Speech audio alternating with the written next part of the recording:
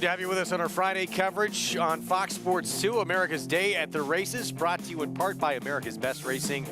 For the love of the race, visit americasbestracing.net. Today, sun shining here at South Ozone Park, New York, as we get set for the latter half of this Friday card. Greg Wolf, New York Racing Association handicapper, Andy Serling with you. Get to Paula Duca live out in Hot Springs, Arkansas as well for coverage from Oaklawn Park. Going to look ahead to this 8th race later today, and a horse trying to win for the 3rd consecutive time in a row at the same condition. Kali Magic, who looks very formidable. Yeah, I mean, you've got a horse that if she's able to run a semblance of her last 2 races, she's going to win this race. She's a trainer change off a claim to the Noda Barn. If you are for some reason concerned that she's not going to run her race, then maybe you're taking a shot against her. But Greg, you and I looked at this race and we both felt that she was not a horse we wanted to bet against. This was on a wet track last time out, and she dominated this group start to finish, coming off a dominant performance before that on a fast track at Aqueduct. So she'll try to make it 3 in a row, again, all at this same level. 8-time winner, but the question mark, as you said, can she keep that form going to this new barn? Claimed out of this race last time out for $45,000.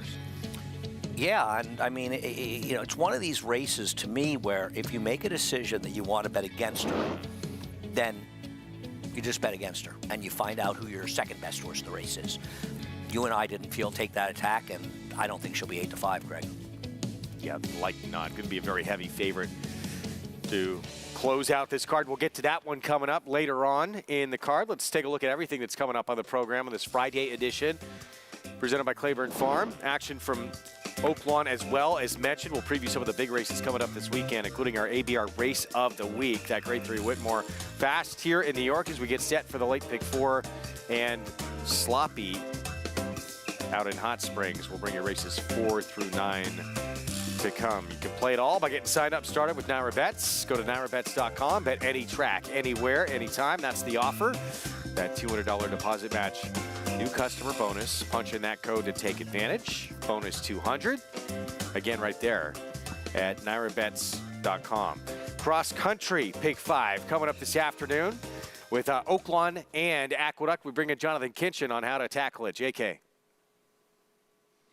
Yeah, look, it's a tough sequence. I think the first couple of legs you can do whatever your budget will allow. I think you can use as many horses as you can in those for some coverage. You guys kind of already touched on it. Race 3, which is Aqueduct Race 8. Race 3 of the sequence, Aqueduct Race 8. Khalil Magic, I think, is one that you could probably lean on from a single standpoint. That is the 4 in there, Khalil Magic. And then I thought the 4th leg was a little bit interesting with the 3 horses to the inside. The 1 Castle Warden, who had run prior to this for Brad Cox and did so impressively as a 3-year-old. Baton Rouge making a first-time start for Chris Hartman. And then the 3 Lear, another one making a first start for Steve Asmussen. I thought one of those 3 horses looked pretty formidable. And then when you look at the last leg in here, these Arkansas breds, I thought the 5 Midnight Taxes, getting back to sprinting, should go a long way into getting this horse kind of back to better form. All right, JK, good luck to everybody playing that cross-country pick 5.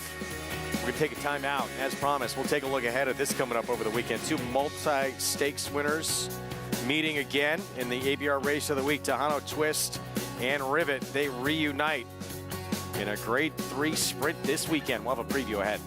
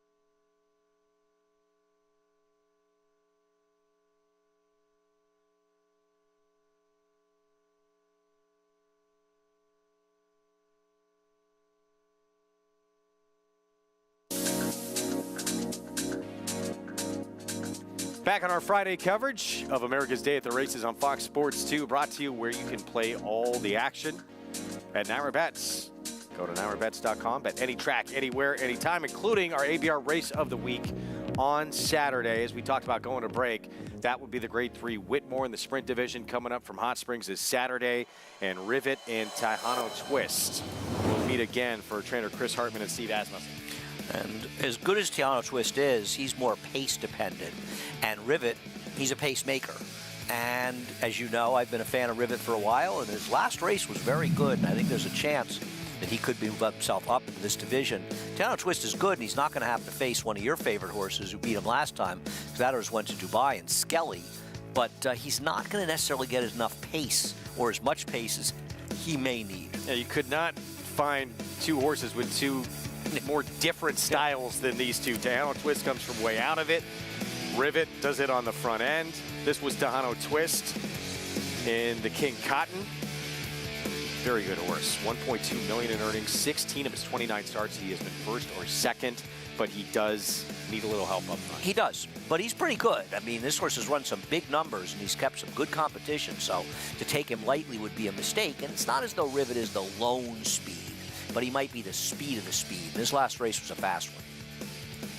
He obviously has a much more touted stablemate by the name of Skelly, who reeled off 7 in a row before he got beat. We're talking about Rivet, before he got beat in Saudi. But that last race almost puts him in the conversation with a stablemate, doesn't it? No, I absolutely. Plus, he has more room. He's more upside. He's a young horse, and we've seen this so much with the Asmussen barn. Good 3-year-olds becoming very good 4-year-olds or even better. We've seen it with other horses. We've seen it with routers a lot, but we've seen it with sprinters as well. And it feels like Rivet's last race could be the kind of step in the right direction where we see him in some big stake races throughout the year, heading to a race like the Grade 1 Vanderbilt at Saratoga. Let's bring in Paula Duca. Paula, you believer in that last effort from Rivet? Can he keep it going forward? Well, you know, I think so. You know, Andy made a good point, because I remember last year at this meet, Andy had mentioned he liked Rivet. And I think the key component is when, you know, Steve Asmussen stuck the blinkers on the horse. And, you know, as a 3-year-old, he ran and sort of danced every dance. And then, you know, I guess Steve put him on a reset button, and his 4A debut was dominant. I mean, he showed more speed than he'd ever shown before. And you're wondering, like you guys always say, it seems like that Steve just gets these horses, kind of hits the reset button. This is a horse that got a ton better when the blinkers went on, and then took a field gate to wire. Now, I'm in agreement with Andy. Ninja Warrior, Jackson Traveler, the other two horses that are speeding here, but maybe this horse is the speed of the speed, like Andy was saying. But if Ninja Warrior and Jackson Traveler, they, you know, get involved early, it's going to include Tejano Twist. And I'm also not going to throw out Surveillance, too. He's another horse that could sit in a good spot. Taking a look at Rivet there in those silks, it's reminiscent of some pretty good horses in the past, including Matoli, who the connection's owned. And Rivet just feels like a horse that may be getting better and better. Really does. That was a huge effort to kick off his 4-year-old campaign, and maybe very big things to come. That's our ABR Race of the Week, Grade 3 Whitmore. We'll have that for you on our Saturday coverage. Meanwhile, 4th race up next in Hot Springs, our first live race on the program. From Oaklawn, it's a $10,000 maiden claiming 2-turn mile on this wet track in Auden. Chris Hartman barn dropping to the lowest level this 10 has ever been at, the 8-5 favorite. Well, I mean, when you start going through this race, you have nobody that's running particularly quick races, and you've got a horse that's taking a big drop for a trainer like Chris Hartman. It's just tough not to like him, but it's not a great post to have going to 2 turns when they hit the turn pretty quickly. No, it's not. Especially a short price. Yeah, Rafael Bejarano, a little work cut out for him. See if he can save some ground early on. See this entry to kick off the post parade first, and Reveal Valley.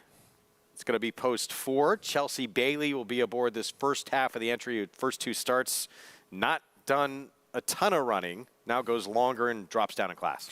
Yeah, but that's the thing. I mean, the horse has shown absolutely nothing. I guess you could say gets Lasix for the first time. And it rider change apparently. Harry Hernandez, on the 1. The 1A, there's Chelsea Bailey. Stoff, Lasix start number 2. Yeah, and I mean, this horse got a 7 buyer and was 59-1, and you could say, well, it was a wet track, but he gets one again. Devil's Shadow gets the rail. Not much to endorse. No, unless he can pick up a jet engine on the rail. Steve Asmussen with son Keith aboard here at 6-1. Yeah, I mean, he's a little slower than the best horses, but at least he drew inside as he stretches out on dirt for the first time. Our Heavenly Gift at least hit the board against Better last start. Yeah, and his last figure and 2 of his 4 or 5 figures give him a chance. He should be forwardly placed. He could be the controlling speed. 18-1, Crime Zone with Ramon Vasquez. Yeah, if there's something here in this stretch out, I'm missing it. Did not the 6 like this kind of track last time out at all. No, I'm not sure he's really liked any track he's been on at any point in his career. Bourbon on Fire taking play at 4-1. Well, I mean, this horse has back figures that would just blow this field out of the water. The problem is he seems to find the figure to lose whatever race he's in. He's what we call a career maiden, 0 for 22, but maybe today's the date. Prince is My Boy, the 8. 14-1. I guess the thing to like about him is his last figure is his best figure yet. I think he's far from impossible. The big price at 14-1. Lead Foot, decent appearance. Well, he's another one that has a few figures that are fast enough to win this race. And the favorite, 8-5 here for the Chris Hartman barn. To drop down, it's a trainer play. I mean, he just may have found himself in a field that he's just better than. This coming up when we return from a short timeout, approaching the 5-minute mark to post here. 4th from Oaklawn on a sloppy track out in Hot Springs. Just getting going on our FS2 coverage. We'll be right back.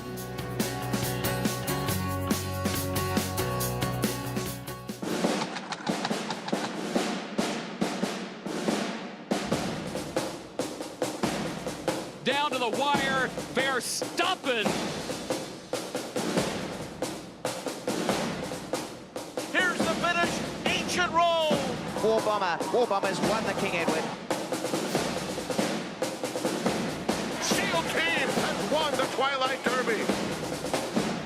Warfront, standing at Claiborne Farm. Experience the adrenaline-pumping, suspense-filled action of the Sport of Kings no matter where you are with Naira Bets. It's fast, easy, and secure. Download the app today and start winning with our lucrative weekly promotions, thrilling handicapping contests, and a one-of-a-kind VIP rewards program. Don't just watch horse racing, be a part of the action with Naira Bets.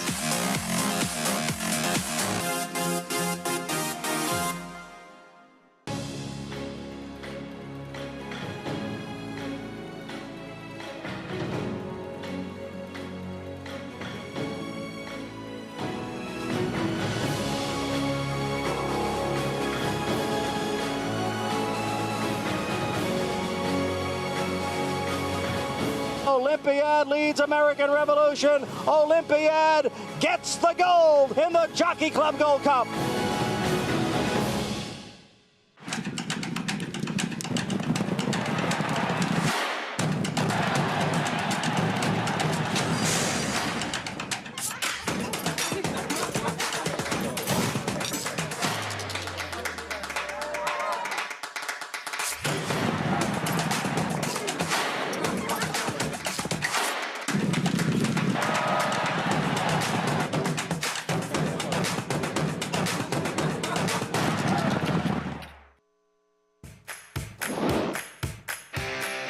Back with you on America's Day of the Races on Fox Sports 2. It's brought to you in part by legendary Claiborne Farm.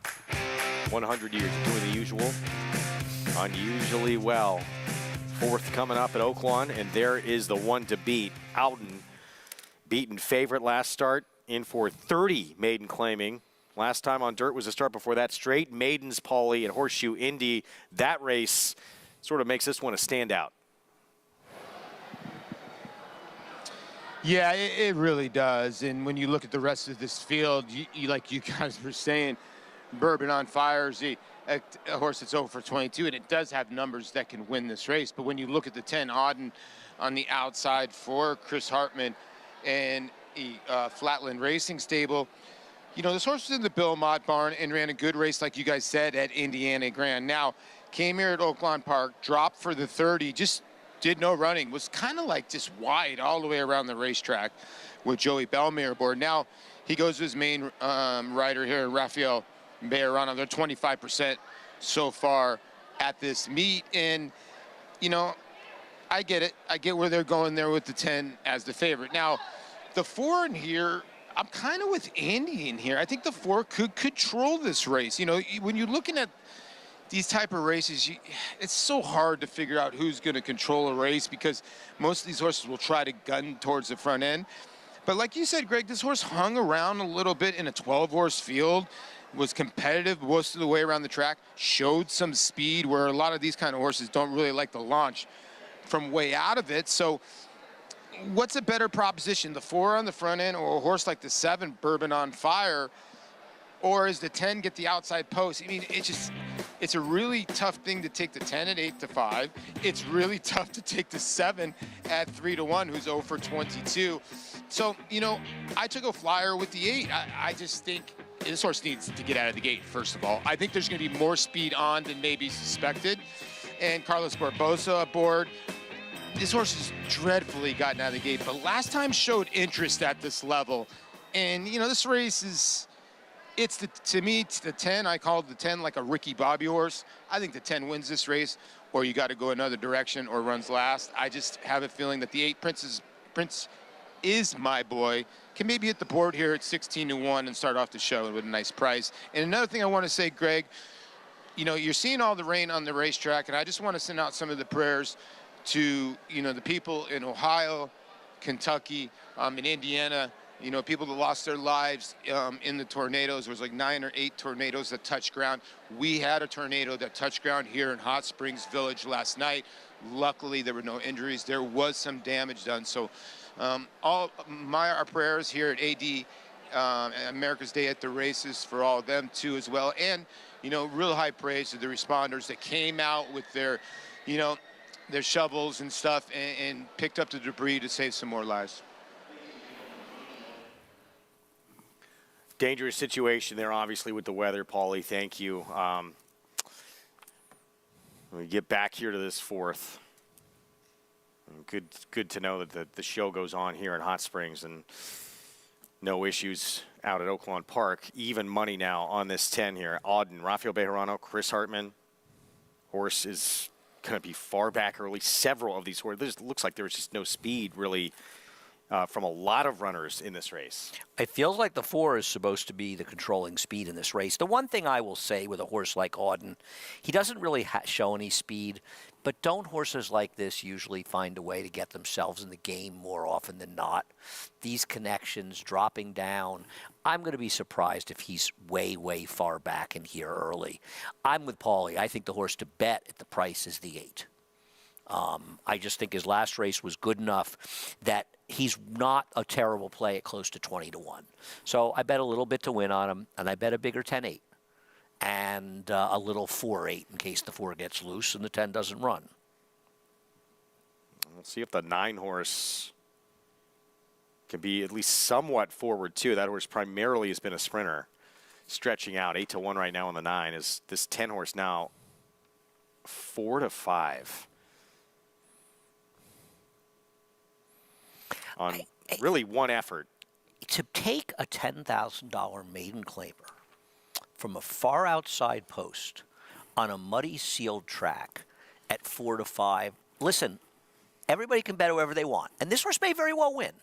But think about all of the intangibles you're dealing with. You know, maybe it's just that I'm old and I was around the game when you never saw these sort of lower level horses going off of these short prices because people always felt they're not reliable. And he is far and away the likeliest winner of this race, and maybe 8-5 or 7-5. But 4-5, you're saying that he's going to win this race more than 50% of the time? What if he really has no speed? What if the 4 gets loose? There's so many things can go wrong. There's absolutely no guarantee that he's going to like a wet track. I just think there's got to be better gambles in life than betting horses like this at 4-5. There's a lot of races to bet at the racetrack. Find somebody else. Meanwhile, yeah, late scratch, your part of the entry comes out. Maybe one of the few in the race that could have shown a little pace, too. The straight 1 out, the 1A remains in the race. Right, and I'm going to say something. There are some bad situations, and we saw one today of purse money only.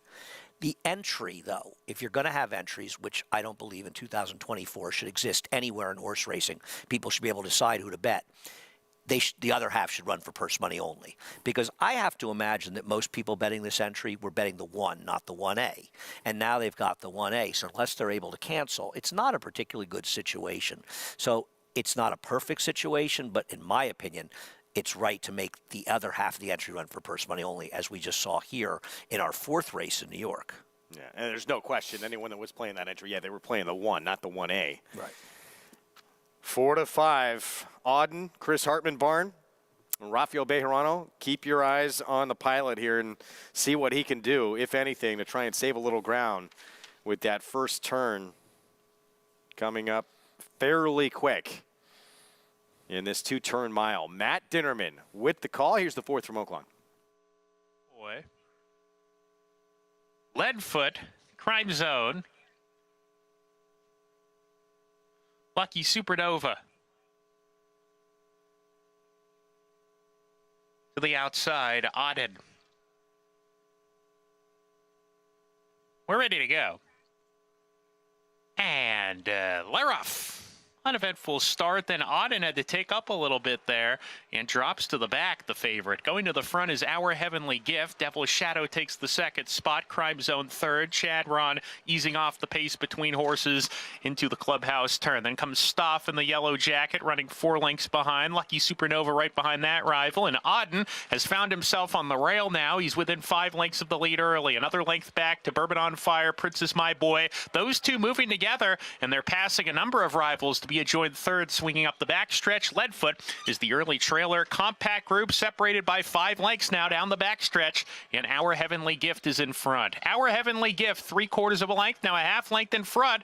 Bourbon on Fire, Princess My Boy. They've been moving together for about a 1/4 mile now, and they went from about 8th all the way towards the front with a half mile left to go. Lucky Supernova, in the meantime, has dropped right out of it, so he's done, it appears here. Chadron, in the meantime, he takes the 4th position with Devil's Shadow into the forward turn. Devil's Shadow losing contact with the front runners. Leadfoot from last has made a move. He's all the way into 5th. He's within 5 lengths of the lead as they round the turn. Auden is being pumped upon. He's down on the fence, making up ground. Auden as they approach the top of the stretch. This race will end at the 16th pole. Our Heavenly Gift swarmed by Princess My Boy. Bourbon on Fire's had enough. Chadron makes a move right up the inside, cuts the corner. You got a dream run too. Leadfoot on the outside, but Chadron has stormed to the front. Chadron with a rail skimming ride by Keith Asmussen, kicking on now. Our Heavenly Gift is reclaimed 2nd. Auden 3rd, beaten as the favorite. Chadron breaks the maiden. Our Heavenly Gift was 2nd, 3rd home. Auden in 4th was Princess My Boy. Father and son, Steve and Keith Asmussen, and 6 to 1. Chadron stretching back out. Yeah, I mean, you could see he had a lot of horse and got through on the inside and got the dream trip, and his horse could be a little more forwardly placed. And, you know, listen, I didn't like this horse. The 8 did a little bit of running, the horse to price, but taking a short price of the 10 was a bad idea. Back to New York. Late pick 4. And a 1-turn mile, New York Reds in this $25,000 maiden claiming race. And we will start with a filly switching surfaces, getting on dirt for the first time. Something tells me our friend Carlos Martin likes Saratoga Smoke Show today. The money the horse is taking. There's a little pedigree on this horse first time out, and they're betting this horse. But they're also betting because there's so little to bet on. East Harbor. There's the one, Saratoga Smoke Show. Yeah, the Dam did produce a stakes winner on the dirt, Jackson Heights. So start number 3, dirt for the first time for this filly. There's the 2, East Harbor. You and I like the favorite here, the 7, Poseidon's Mist. We're just hoping this horse goes to the lead. You know, I mean, you know what worries me a little bit about our plan with this horse? If the 1 is live, despite what he did in his first 2 races, don't you feel like he's going to have, or she's going to have a little speed? You know what I mean? Horses like this, if they're live, tend to have some speed. Yeah, 2 to 1 favorite. Poseidon's Mist, though, has shown speed in the past, so that's the game plan there from the outside. As we get set for this pick 4 coming up. 19% increase in New York bred maiden purses in 2026. Pays to have a New York bred. Never has there been a better time to have a New York bred foal. For more information on how to qualify your foal, Go to naira.com/nybreads. Let's check in for the first time on the program with Maggie Wolfendale. Thanks, Greg. And taking a look at the horse trying the dirt for the first time, number 1, Saratoga Smoke Show. She's taking money. She was installed at 3-1 on the morning line, and she's at that right now. I don't see it. Yes, there is one sibling out of many in Jackson Heights that won on the main track and, ran respectably in some other stake/high allowance races for New York breds, but the entirety of the rest of the pedigree is all turf, and she looks all turf to me. I could be wrong. It could be just the quality of the field that gets her to the winner's circle, and she looks fit enough coming in off of a layoff. She's kind of gotten a little bit taller, but she hasn't really filled out at all either. She's sharp. She beats me. I prefer the outside duo in number 6, Apollonia Vitelli, who comes in facing New York breds for the first time, and from races at Parks, in which, they're lower level maiden claimers, but she was facing some full fields, 11, 12 horses, and last time wired by Breezy Dance, she settled at the back along the rails. She switched down the backside, made a move around the turn, and she tried hard. That horse, Breezy Dance, just dominating on the front end. She made a great impression on me shipping in here, and Michael Catalano, the horses that he does bring to New York do tend to look the part and fit in well with the fields that he places them in.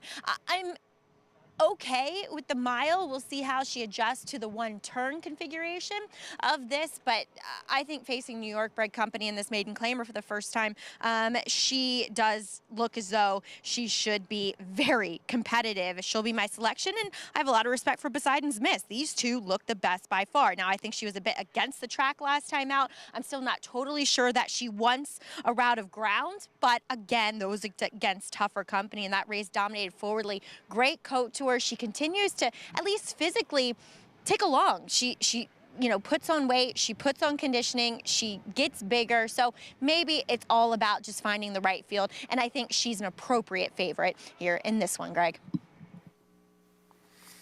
All right, we'll see if she lives up to the billing here. Thank you, Maggie, as they load up. There's the filly making a surface switch, that one stepping in, getting on dirt for the first time. Manny Franco for Carlos Martin. I get it, but I'd rather take 3-2 on our 7 horse, who is a sort of a known commodity, warts and all, than a complete guess with the 1 horse at 5-2. Maybe the guess will work out, but I think the price is not commensurate with the horse's chances. I think the 7 is the right 3-2 shot. I know you agree. That will kick off, I do, the late pick 4 coming up. And it will be Sam Camacho Jr. for Carlos David on the favorite outside with the 7. See if this one takes command early on the front end. Chris Griffin with the call. Poseidon's Mist.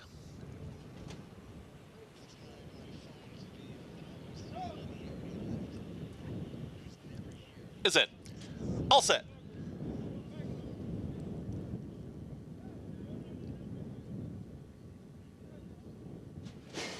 And they're off. Good speed right away from Saratoga Smoke Show. Down towards the inside has got early kick, and they're in between horses. Song of Solomini is trying to join this leader. Out wider there is Poseidon's Mist to join them. Tightly bunches Del Arte's in that early grouping. Right there is East Harbor, too. Then further back in the field, second to last is going to be Apollonia Vitelli, the trailer. In the early stages, that's Frankie's Rose. Now 2 up top, down to the inside, it's Saratoga Smoke Show. Poseidon's Mist to the outside, applies the pressure. 23 and 3 for that opening quarter mile. Now settling off of them is East Harbor, who's in third. Losing a touch of ground with Song of Solomini is back to fourth. Moving forward quickly, here comes Apollonia Vitelli, is now moving through, has taken third, and is now moving up on these 2 leaders, and is doing it all on her own. Here comes Apollonia Vitelli, is now alone in that third spot with less than 4 furlongs to go. Poseidon's Mist and Saratoga Smoke Show, they still go at it. Apollonia Vitelli is just ranging up on the outside, and here comes Apollonia Vitelli. Makes it 3 wide, and they went 47 seconds flat for that half-mile time as Saratoga Smoke Show starts to lose some ground. Poseidon's Mist now asks the question. Apollonia Vitelli up alongside. Saratoga Smoke Show is back to third. From the back, East Harbor's trying to rally on. Same could be said for Del Arte. The rest with way too much running to do as Poseidon's Mist kicks for home, and Poseidon's Mist has got plenty. Poseidon's Mist is now opening up this margin, and Poseidon's Mist at 6-5 is now 5 lengths clear. Less than a furlong to go. Poseidon's Mist is handily here. A 16th to go. A quick look back. Poseidon's Mist is going to cruise to victory. Alone here in second is Apollonia Batelli, but Poseidon's Mist, no doubt. Apollonia Batelli there for second. Then came East Harbor and Saratoga Smoke Show in 1 minute 40 flat. Poseidon's Mist got a bit of a test up front early. Did not matter. Breaks his maiden career start, number 9. Her maiden, excuse me. A drop down like this is a little hard to ignore, and the public couldn't ignore it. She went off at 6-5, and she won like a 6-5 shot should. The number 6, Apollonia Batelli, made a decent run at her, got a good trip and a good ride. Just wasn't good enough to beat her. She had every chance to do it, but even with a little speed, as we talked about with Saratoga Smoke Show, these live horses tend to have speed. It didn't really matter. This was the drop this horse needed, and you know, the game is very tough, but the reason most trainers are successful, is they run their horses where they can win. And this horse is a $25,000 maiden claimer. When the connections understood that and did it, they got the money. And that's what the game's about. Make it more difficult than it needs to be. Yeah. And that's what happens here. If somebody claimed this horse, so be it. You know, you've got to move on. It's a homebred, and they got the money today. And this horse was never breaking her maiden in a maiden special weight. 6-5 favorite. In for 25,000. Being told did not get claimed. So we'll go home again to the same barn for Carlos David. And a favorite kicking off the late pick 4. Objection now lodged. And we will wait. The second horse is going to claim that he drifted on the turn, I'm assuming. Well, we'll watch the head on before we say this will likely be dismissed. And I don't think we'll see a steward's inquiry on this one. Just for people that don't understand the distinction, an objection is a jockey's claim. An inquiry is a steward's inquiry. So if you see both, it's both, like yesterday's last race. Yeah. This one is just an objection, at least at this point. All right, so we'll see if we can get a better look at it and exactly what happened. Well, if it's we can't. Yeah, we usually have a different TV, but Greg and I are in the twilight zone right now. So Dylan Davis on the 6. It was the runner-up here. Okay. Oh, well, they don't adjudicate gate fouls. We need to see both. I respect Dylan for claiming. Let me just say that. Because, okay, the problem is, first we have to see the pan. These are not the kind of claims that I've ever seen taken down in the past. But.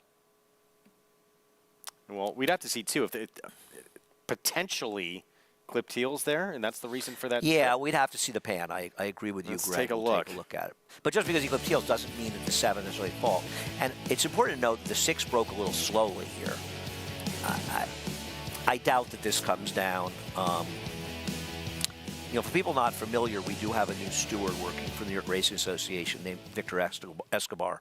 And we've met Victor, very impressed by what we've seen so far from Victor, and looking forward to working with him. And I'm not buttering him up in case I'm involved in an inquiry going forward. Because he already took me down yesterday, well. so I'm already, you know, rightfully so. But well, we'll wait and see what happens here. You would think, yeah, going back to what we've seen over the years. Yeah, but you know, I don't have a problem with jockeys claiming, and I think it's always important to have an inquiry for the public. I think the public should believe that. I'm sure people saw that, and they want to know that people are looking at it. I think there's always going to be griping about inquiries one way or the other, but it's important for people to at least know that the stewards are watching. And I'm not insinuating they're not watching. They always are. But I think it's very important for the public to know that they are, in fact, looking at these things. Let's bring Maggie in for more on what's happening here. Yeah, I couldn't agree with Andy more. And also, when a rider does this and the stewards are made aware of it, while there might not be any change here, and likely there will not be, it then allows the stewards to bring these jockeys in, bring Sammy Camacho Jr. in to talk to him and go over where he went wrong, where he was unsafe in the running of this race. So at the end of the day, I think it is important that Dylan claims foul, just to highlight the fact that there was some unsafe riding out there, and hopefully to rectify that in future races. Guys. Thank you, Maggie. Well, there's Dylan Davis, the one, either him or his trainer, lodged this objection.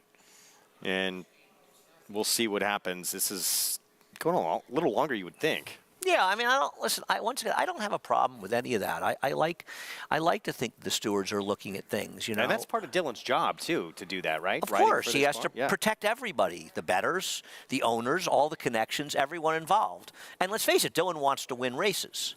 It's got loud up here. We got like a party going on in the set. I don't know. There's like 5 people in the set. And a little extra action during the inquiry. 6-5 favorite still flashing on the board as we wait the steward's decision here. The problem with a disqualification here would be there's kind of a precedent set that these kind of things don't get adjudicated.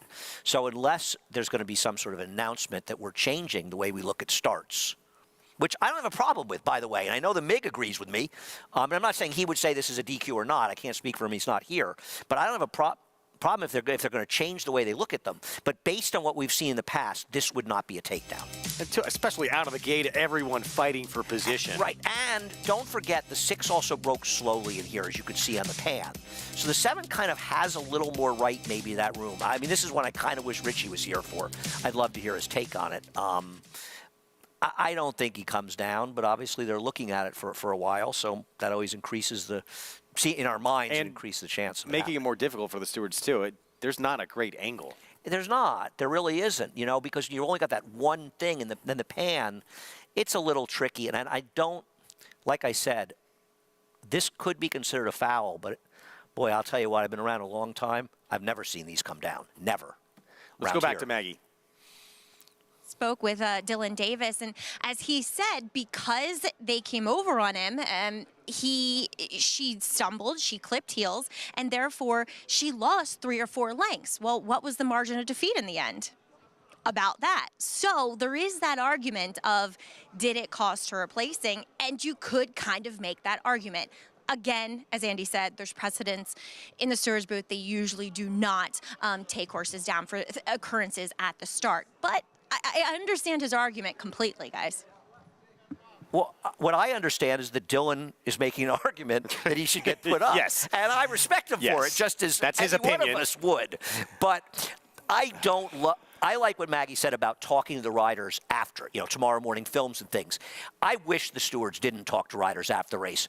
Any rider is supposed to try to make his case, and some riders are a little more eloquent than other riders, something that Jerry Bailey probably used to his benefit in years past. I mean, we say it on the program all the time. It's the equivalent of having, you know, a pass interference call talk to the defensive back and the wide receiver.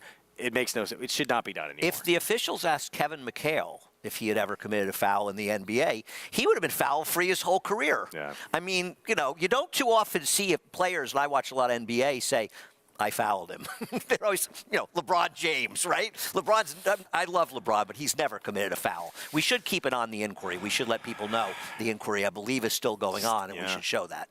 It's a lot more important than our faces. I will say, just for a straight objection with no inquiry, this is going on longer than normal. It stayed up. They didn't make a change. They made the right call. I agree with you, Greg. And I think we've seen a subtle change over the last week where we're not seeing the stewards just put up an inquiry because there's a jockey's claim. And in the past, that was something that we saw quite frequently. 7, 6, 2, 1. Anybody listening to us? Poseidon's Miss, the favorite, with the victory after a little drama. We'll move on to race 6 in a bit. We're going to look ahead to the weekend as well in the Cicada. Gallia Princess, impressive first time out for Brad Cox. Then just missed as a favorite in the Ruthless, gets another stakes test. Will be the 4-5 morning line favorite with Manny Franco on Saturday.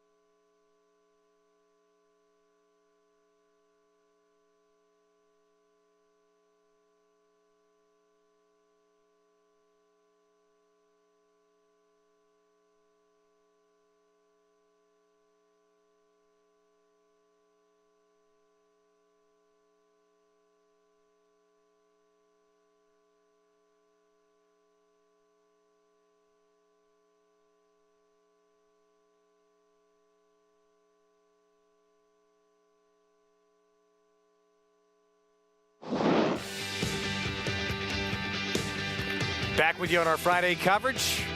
America's Day at the Races on Fox Sports 2. This is coming. 19% increase in New York bred maiden purses in 2026. Pays to have a New York bred. Never been a better time. For more information on how to qualify your foal, go to NYRA.com/NYBreds. Little drama after the fact, an objection, but Poseidon's missed victory upheld, and the favorite gets the win at 6-5. And in my opinion, the right decision was made, and you and I didn't bet this horse. It's just, I don't know what justice would have been served. But I do think that justice was served by the stewards taking a good long look at it. And I think it does bring up a question, maybe this is a question for Victor, are they going to look at gate fouls a little bit differently? I would have no problem with that, and I don't think you would either. Moving on to race 6. No comment. 25,000 claiming race. Carefully if you're involved in the wrong way. Cross country Big 5 starts in this one, so you have how long to post here? 22 minutes until we kick this a lot of action sequence off. Yeah, races 6, 7, 8 Aqueduct, then races 8 and 9 at Oaklawn comprise that cross country Big 5. Biggest scratch of the day here in New York. This one, Take Time to Scream, comes out as a result of that. Dazzy, who has been off since October of 2022. Is now the favorite. And a horse that you and I liked anyway. And Dazzy is a very interesting situation now. As the favorite, I don't think any of us are overly excited about betting her. But we'll talk about it more. She hasn't run a year and a half, but comes out of one of the biggest key races I've ever seen. All right, we'll get to that coming up. Saturday here in New York, Cicada, 3-year-old fillies at 6 furlongs. We talked about Gallia Princess going to break for Brad Cox. She's the 4-5 morning line favorite. Rematch with Value Area, who she finished ahead of when she was a runner-up in the Ruthless. Start number 2. It's early in the year, and a lot of things can and will change, but we've got some important stakes for 3-year-old fillies sprinting. Starting with the Victory Ride, the Test, one of the biggest races in the country, a race like the Prioress, and I'm sure that Brad Cox and the connections are already thinking Gallia Princess could be the kind of horse that could be competitive in those races. She's done an awful lot in a short period of time, and she got left a little bit in this race. She was forced to rush up into a pace, and look at the toll it took on the gray horse, Reconcile, who's coming back in this race, where the winner broke sharply, got a perfect trip in stalking, and I don't think Gallia Princess lost anything in defeat. She may have gained. Now, she still has the somewhat disadvantage inside draw that forces her hand early, but I got to tell you, Greg, she is going to be hard to beat in here. She looks awfully tough. 4-5 morning line, you may not even get that. No, and she looks like she's supposed to be a short price. If she loses, I'm going to lose in here. That is coming up, Saturday coverage. And that, keep in mind, too, that was at 7 furlongs. Maybe she got a little bit tired, too. A lot of things. I mean, and the other thing is, she also might have lost to a pretty good horse. The horse that won the race came in there with severe credentials, and she got everything worked out for her, and I bet her, so I'm not complaining. She broke sharply. She had a jump at the start. She was able to rate. She had an outside post. And unless the new shooter coming up from Laurel runs an improved race and or Gallia Princess takes a step back, Gallia Princess is going to win this race, and I think I agree with you and pay closer to $3. It doesn't look like she needs to have the lead at all to win either. That is coming up on our Saturday coverage. We're going to take a timeout. We'll have more from the OBS March sale when we come back, including Acacia Clement catching up with a pretty famous alum. We'll have that for you when we return on our Fox Sports 2 coverage. Stick around.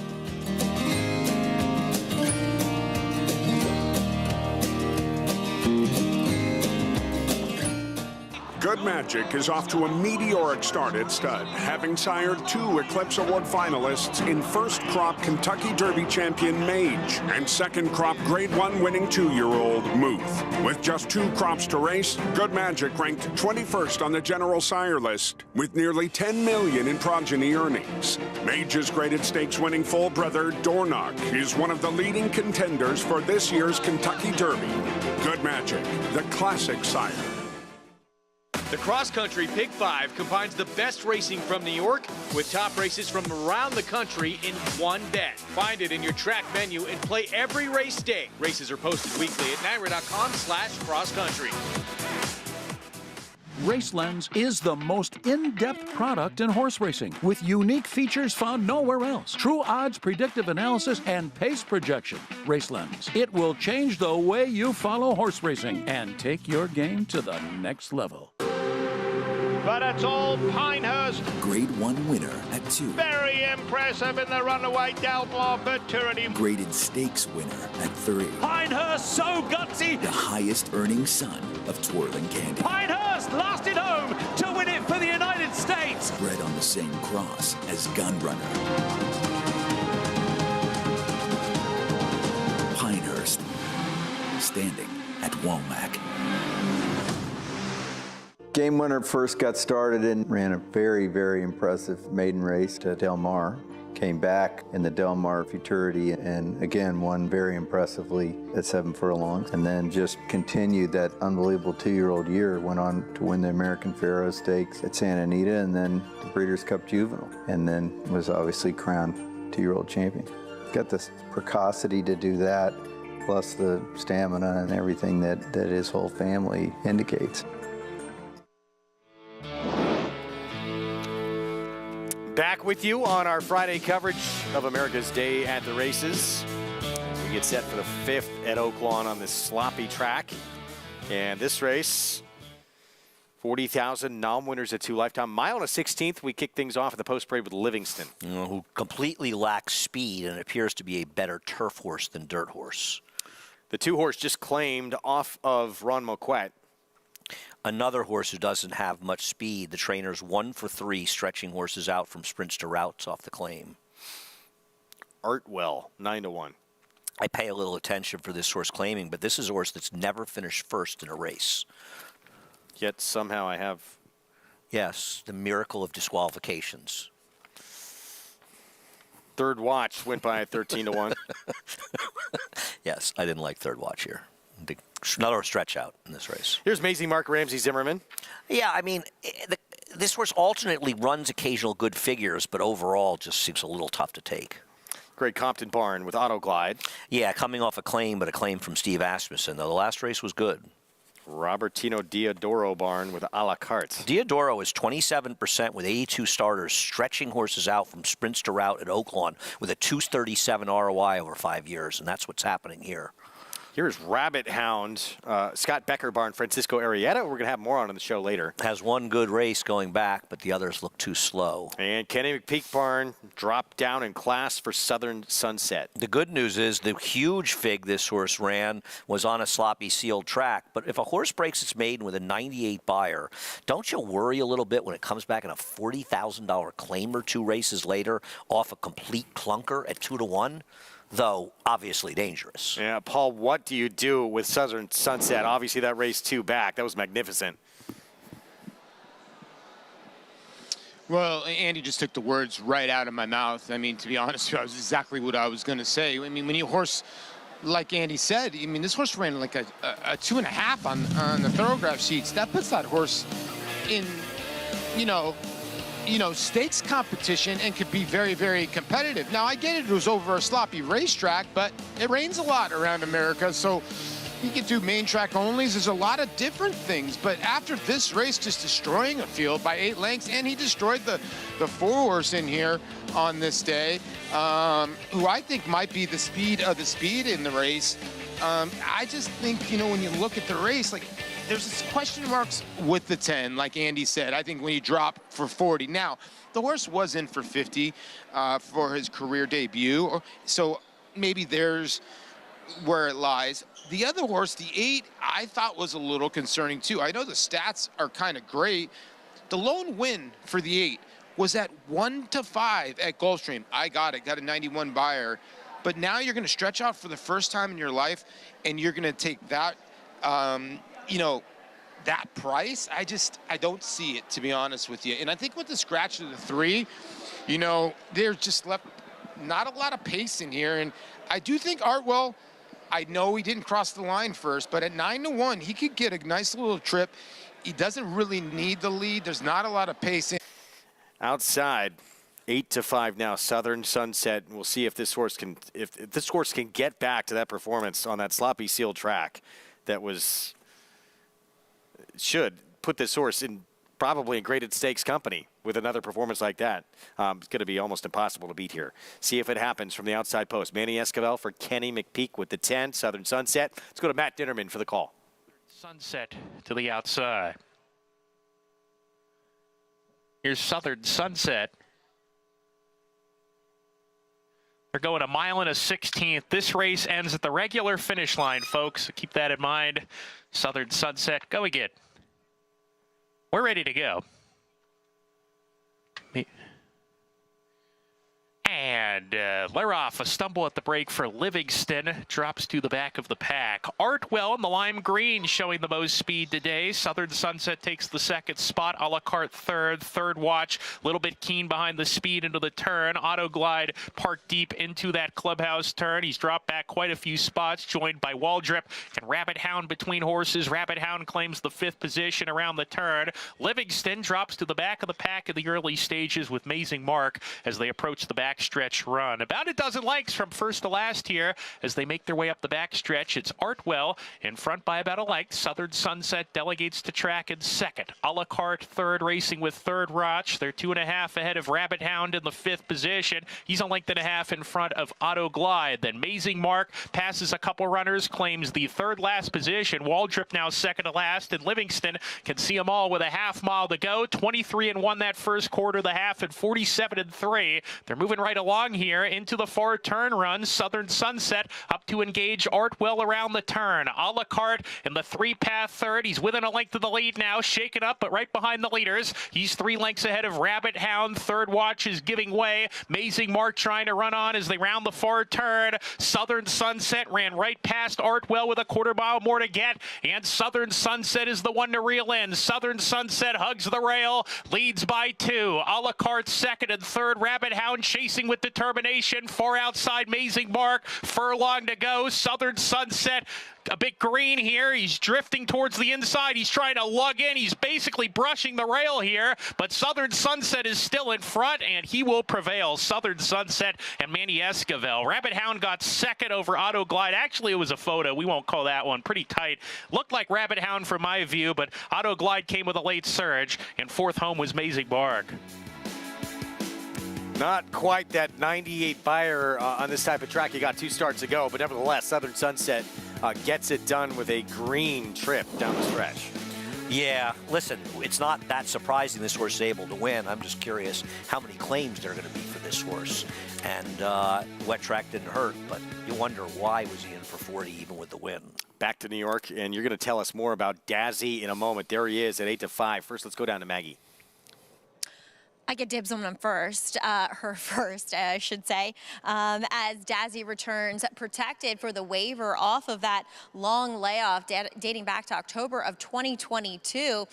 She is a mare that I'll admit I don't have any notes on. She's only run at Naira twice previously, but I like what I'm seeing today. You know, as a 5-year-old, she's big, she's solid, she impresses against the foes that she meets here in the paddock, and she's calm and collected. You know, usually you look for a horse, especially as it is warmer today than it has been, to get a little hot, to be a little edgy and nervous. That's not the case whatsoever. She looks ready to go. So all things good for a horse who is taking quite a bit of money off the layoff. As we'll also take a look at a horse here on my end that really caught my eye. I'll admit, I didn't mind what I saw from her first time out, which is the only other time I've seen her, but that's number 2, First Class Cat. She tried stretching out, and then she turned back and got the win against an inferior field. So she's taking a little bit of a step up in class, to say the least, but she's really just, she looks great here in the paddock. For a horse that has spent her entire, season of the winter here in New York, she looks as though she's thrived. I mean, she's dappled head to toe. Her coat is resplendent. And furthermore, she's just a far more fit and athletic individual than what I saw going, to that debut effort. And she's a lot more calm, a lot more focused, and taking her racing in stride. So I feel like there could be another forward move in her yet again. I admit, Greg, that yes, of course, she's going to need a big forward move to take down the likes of Dazzy. Well, we'll see if Dazzy's ready off the bench, too. Back to the 4. She's 8-5 right now. We haven't seen her since October of 22. What's the story? Well, this race she's coming out of where she finished third, and you were pointing this out, too, earlier to me when we did the handicapping show. She was coming into the race having faced infinitely better horses race after race after race. If you look back at this race, The second horse came back to win. Now, she ran 1 Beyer point slower. The fourth horse came back to win and ran 12 Beyer points better in the next start. The fifth horse, 23 Beyer points better in a victory. The sixth horse, 35 Beyer points better in a victory. The seventh horse, next time in the dirt, didn't win but ran second and improved the Beyer figure 30 points. That's what I call a real key race, a race where multiple horses came out of the race and ran significantly higher Beyers. That's a true key race. But then you throw in the monkey wrench of like, okay, she comes out of a key race a year and a half ago, and you can't really trust her. And now she's a short price with a scratch of the 1. I look at the trainer. For what it's worth, in the last 5 years, Tim Hills has run 2 horses off year-plus layoffs. He's 0 for 2, but he does have a second at 6-1 and a 6th at 11-1. So he's actually outperformed his odds with those finishes, suggesting on a very ridiculously small sample size, he's capable of doing it. I got nobody else here, but I'll tell you something. I got the 2. Why is the 2 second choice? Simply because she has less chances? Don't we think that the number 3 and the number 6 are both sort of better horses than the 2? Maybe the 2 can step forward, but she's coming out of an awfully slow win, in my opinion. 114-4, 6 furlong victory with a 50 Beyer. Yeah, as Maggie said too, look, needs to get better, but did impress Maggie from a physical standpoint. Yeah. No, I'm not, and I'm just saying, why is she second choice? That's what I'm really saying. I'm with you. Here's Dolce Sarah. Kendrick Carmouche will be aboard here. Rider change for Ed DeLaurel. She's 1 for 26. I understand. She's a little tough as a pill to swallow, but oddly, I still think she's kind of, I mean, the 6 is 1 for 20. The 7 is just very hard to like. She is off the claim. Maybe she'll improve. So First Class Cat does have the benefit of having lightly raced and probably more room to improve than others. She better. Yeah, at least there's that recency factor. And we'll see, you know, with Dazzy, I mean, that is a long time away. Sure. And you're taking a horse at a short price off a long, long layoff. And that's a tough gamble for me to defend. Now, you and I picked this horse, but the race really changed. I really wanted to bet against the 1, Take Time to Dream, who I didn't like at all in here. Doesn't mean she's going to lose, but I didn't like her. So here's First Class Cat inherits the rail with a scratch of the 1. If you feel like somebody that can improve, I think you have to be heartened by Maggie's thoughts about her, that she looks good in the paddock. Here's Kendrick Carmouche on Dolce Sarah. I know she's had a lot of chances, but she's probably a fair price at 7-2. The long time away. Dazzy coming back for the first time since October of 2022. Does the key race hold up off year-plus layoffs? I saw that tweet from you last week, and I was intrigued to hear who it was. Ghostly Girl, 5-2, Rafael Hernandez. I mean, she's a little tough to particularly like, but she does consistently run figures that make her a player at 1 for 20 if the 4 doesn't show up. And Basiloquent, 13-1, does make an equipment change, blinkers off. Is even her dirt win good enough for her to win here? I don't think so, but she is a big price in a race that's a little hungry.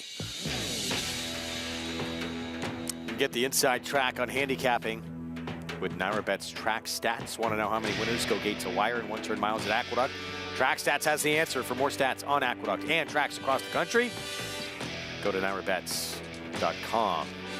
As we're 4 minutes away from the 6th coming up, starting this late pick 3. Let's go to Jonathan.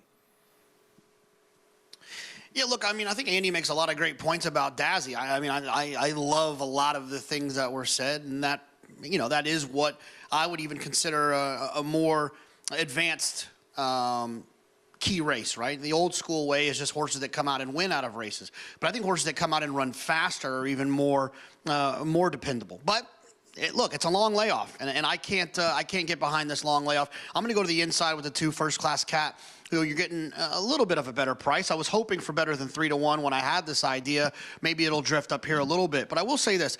Timeform US suggests that there is going to be a pace scenario in which horses that are forwardly placed should be at an advantageous place. First Class Cat has some tactical speed. Timeform US projects the horse to make the lead. And the rail draw for me insinuates that the rider's intent should be to send away from there, and all things should point to the 2 First Class Cat making the lead. And if that happens, I do think that First Class Cat is extremely live in here. Well, JK, we land on the same horse, and we've seen this rider be aggressive at times. So, and two, with the rail draw, as you were mentioning, kind of simplifies things, just go. But I will say, and not that Dolce Sarah, number 3 in here, is faster by any means. I will say Kendrick Carmouche, who picks up the ride on her, really sent her in the warm-up. Yes, Kendrick does typically take pretty much all horses that he's riding away from the pony to give them a big warm-up. But this is a mare that can break slow at times, especially last time out. And he is cognizant of that, as he typically is. So he wants her to be up in the bridle, as she is in this warm-up, really moving quite nicely, and make sure that she breaks so she can get at least a good and better position going forward, to borrow Mig's line. Happy birthday, by the way, Richard Migliore. And so I think the rider change is quite significant when dealing with the 1 for 26 Dolce Sara in here, because you know Kendrick's at least going to give her the best chance out of the gate, guys. We just heard breaking news? Is it the Mig's birthday today and nobody told us? We didn't even get any cake. It's his birthday. Why is he not working with us? You make a great point there, Greg. Happy Mick, birthday, get Richie. down here. Happy birthday to you. I'd sing to you, but that would just ruin your birthday. We miss you. We'll see him this weekend. That 3. You know, when you're abandoning me on Sunday and I have to host, it'll be me and the Mig. Okay. Being told it was yesterday. We're going to. Mick's birthday. Nevertheless, happy birthday week. We were misled by Maggie again. Dolce Sara does make a very nice appearance here. So Kenner Carmouche on board for Ed DeLaurel. 1 for 26. One of the glaring problems. Yeah. But I could see backing up with that horse. But myself, I hate the idea of taking a 6-5 shot off of a year layoff. But the other thing about Dazzy we haven't mentioned is that she's running for the waiver, and so they're bringing her back. And in other words, she could be protected. They're protecting her, which is understandable after getting her back and spending all that time and effort to get her back to the races. But I do think it's worth pointing out. There she is, 5-year-old mare, October 2022. Last time she was seen on the racetrack, and that actually was her best figure in her 8-start career. That makes you think, I don't know, it made me think anyway, seeing how she was placed in that race, that she could show speed and be forward today. Oh, I have to think with the scratch of the 1, well, I agree the 2 is going to be forward near. I mean, Dylan is not supposed to let the 2 get too far away. And if, in theory, you're riding the best horse, you're never supposed to be afraid to be aggressive. See what Dylan Davis does. He's the man leading the way at this meet. Top those riders' standings. 6th from Aqueduct. Let's go to Chris Griffin for the call. Here's Basiliquent, last to load to the outside. And in. All set. And they're off. Speed towards the outside from Ghostly Girl, right out towards the front and Basiliquent, and they line up on the front end. There's First Class Cat, is going to make it 4 across the racetrack as Dazzy joins them in between horses. Dazzy moves through to the inside of Ghostly Girl, and then these 2 are head and head on the front end. It's Dazzy with a head in front.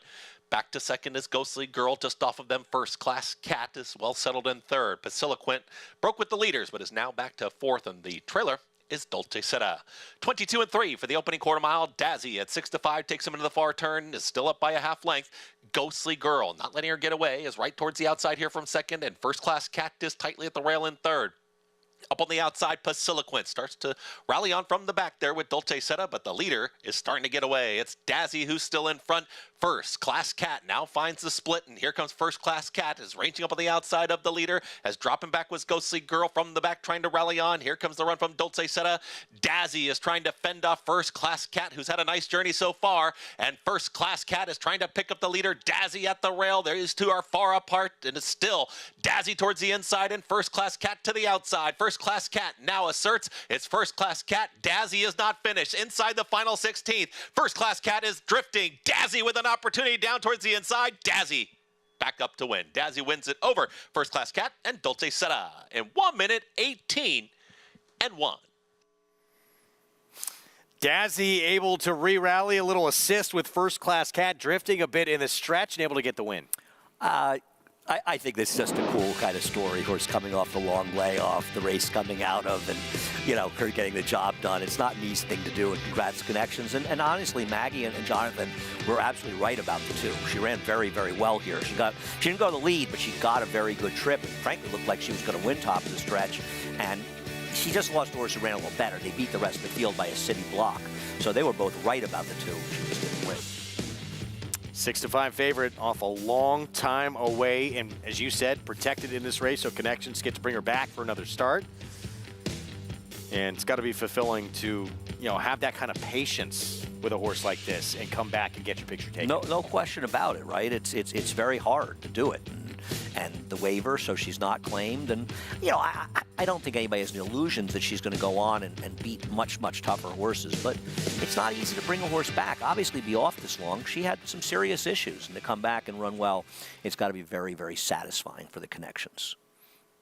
6-5 favorite. Dazzy with the meet leading rider, Dylan Davis, notching another one, trying to keep some distance between him and Kendrick Carmouche, who's in chase mode.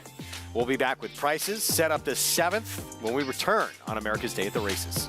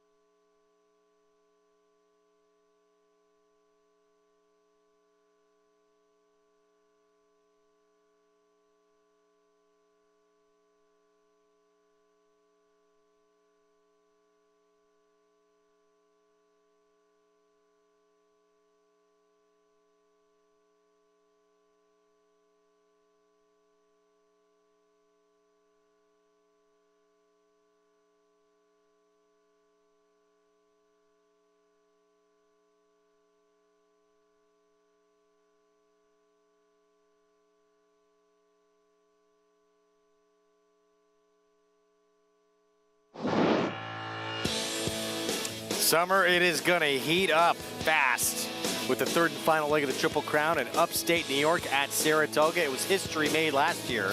First female trainer ever to win a Triple Crown event with Jenna Antonucci and Arcangelo in the Belmont Stakes. What will happen this year? Get your tickets to the Racing Festival, Belmont Stakes Week now. Go to belmontstakes.com/tickets. You know it's getting close. You and I were discussing dinner reservations already, so we're getting closer and closer. Andy's got my back. Thank you. Always. Every restaurant in town is going to be a tough ticket. Yes, it is.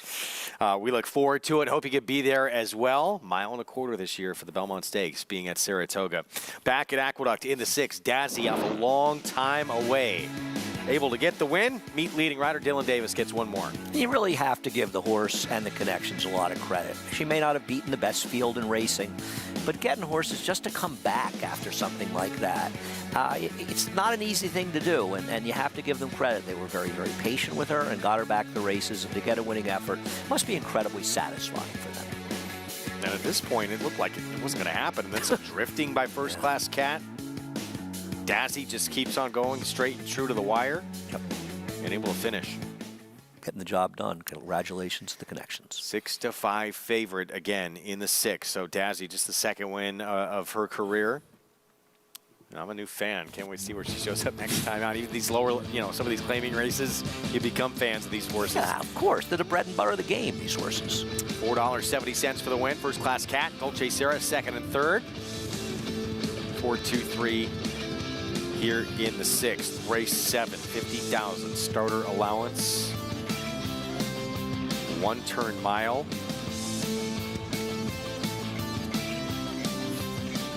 And a few ways to go in this spot.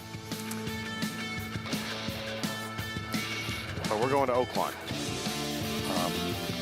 Sixth race, current odds. Maiden special weight kicks off the late pick 5. By the way, difficult sequence with this late pick 5 in Hot Springs. Quick break. Did you want to add something? No, we'll get to it after. All right, we'll have it when we come back. How is a horse that finished third behind Just a Touch current?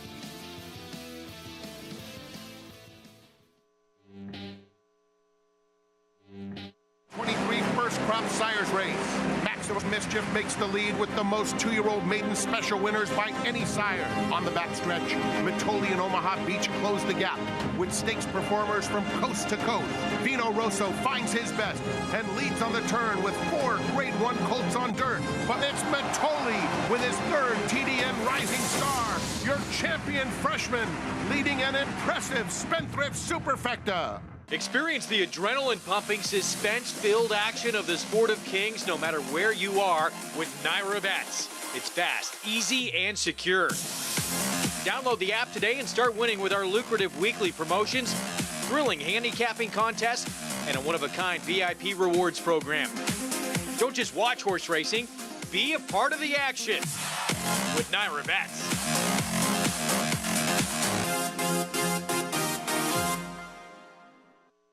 The sun shines bright on Caraconte. His first crops of racing age are showing brilliance on the racetrack with a high percentage of stakes winners. His versatility is evidenced by winners on all surfaces across the globe. Spandarella could not have been more impressive. The sun shines bright on this value sire. Fair down 25, fair down 25, fair down. Thank you. Right here, 525,000. Caraconte, standing at Gainesway. Racetrack Television Network brings you every race, from every track, on every screen, every day. With monthly packages starting as low as $5, RTN gives you great value and access to more live HD streaming and race replays than anyone. Visit RTN.tv today to sign up and watch on almost any device, including Roku and Amazon Fire. RTN has packages that start at $5 per month.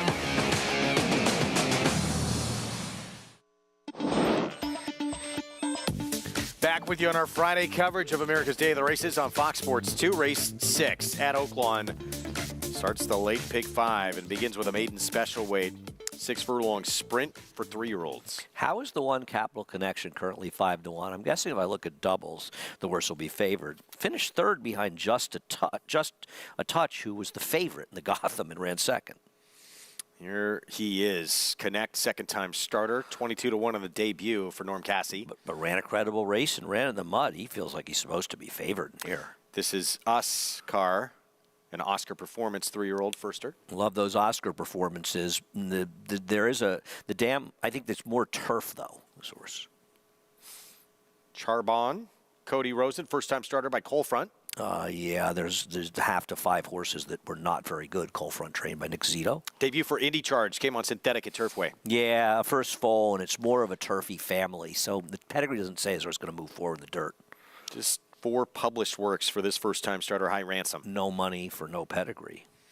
Randy Morris, he's been having a very good meet, and this horse took some money first time out. A very slight favorite in doubles over the 1, so the 1's going to come down, and I don't know why this horse is favored over the 1. I think the 1 is better. Burlsworth took a lot of money in the debut on a money seal track. Yeah, but I think the horse that won the race a little better than the figures suggest, so this could be an interesting option.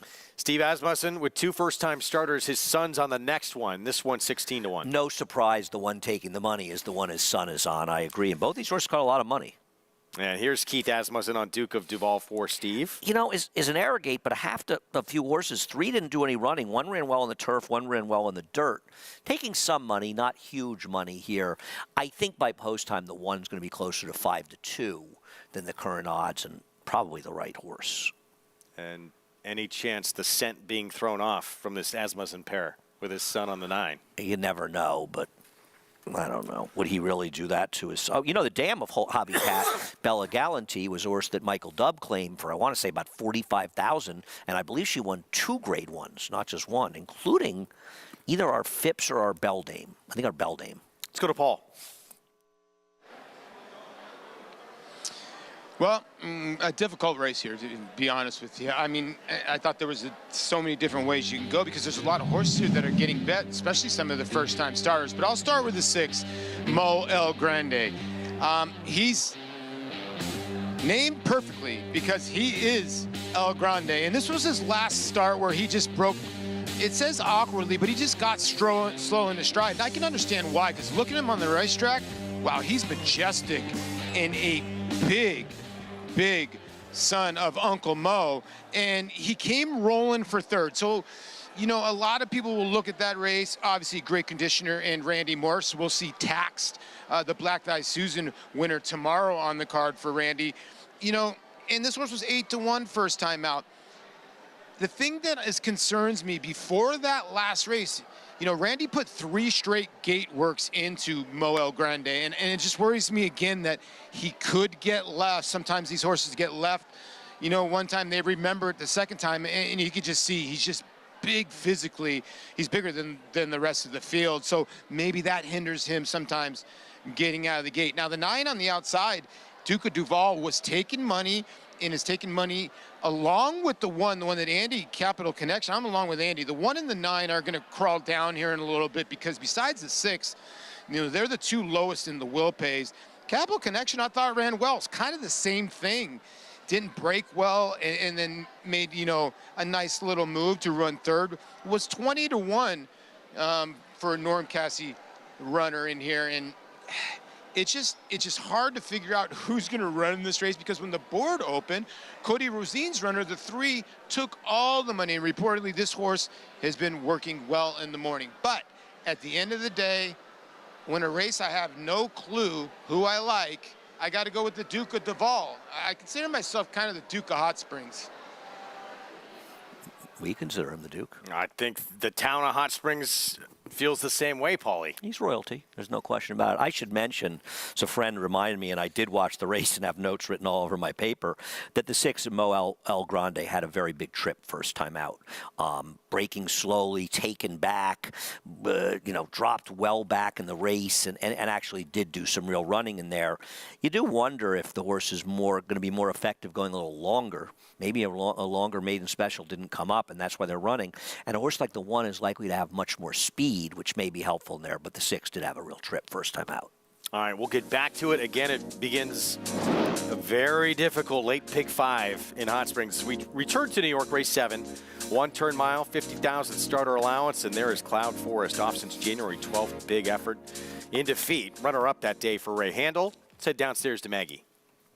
Yeah, he was awfully game that day, Greg, as taking a look at him and another horse coming in off of a layoff. Cloud Forest is one of those horses that physically was dramatically affected once gelded. He really lightened up quite a bit. So it's hard to judge how fit he is because he does look fit from that, you know, looking at him in a lean type of way, but I just wish that he was a little bit stronger overall. He looks fine, and he should run well here. I have no problems with him at all, and if he can run the same race that he ran last time, albeit that one at 1 1/8, then he can be effective here. Number 8, Mighty Atlas, is a big price currently on the board for Mike Maker, coming back off of the, speaking of birthdays, my birthday layoff, August 26th, so we haven't seen him in over 6 months now. Throughout his entire career, he's always run a bit better, bit faster in each subsequent race. I think he looks fantastic here. I think he looks ready. He looks strong. He's filled out a bit. His coat looks fantastic. I think he's a little intriguing. Furthermore, I definitely don't mind him getting back to a 1-turn mile here. He's at least built for it a bit more, and it provides maybe that question mark of maybe getting more pace, though I'm not sure if he necessarily does, given the other runners in here. But we'll see what works out. He's definitely made a great impression on me coming back off the bench, Greg. You know, apparently birthdays are a very big part of the show, so I just want to wish a belated happy birthday to Greg Wolf, whose birthday was on President's Day, and he didn't even mention it. But, you know, that's why it was a holiday. Some people kind of wondered. I appreciate that. Thank you. Yeah. And Maggie, you know, you're mentioning your birthday. You're supposed to tell us how old you are. I have no problem with that. You want to bring me in? 23?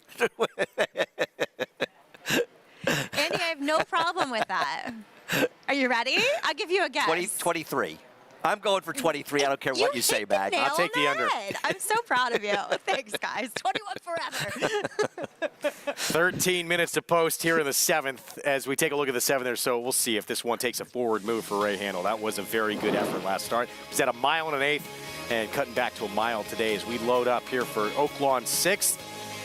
And if you are playing this pick 5, real quick, your thoughts on the next race. Did you think Calrissian was a standout in the 3? Yes, I did. I thought the 2, 5, 7, and 12 were my other minor uses, but I have a big circle around Calrissian as much the worst to beat in there. All right, Last race was maybe good. a lean for some if you're playing the pick 5 in the next race, that 3. Is the 1 really going to go off at 7-2 here? I'm going to be surprised if that horse doesn't go off at much lower by post time, by the time they leave the gate, but we'll see. Matt Dinnerman with the call. Here is the 6th from Oaklawn, start of the late pick 5. Last, rather. Still waiting for Charbon to go in.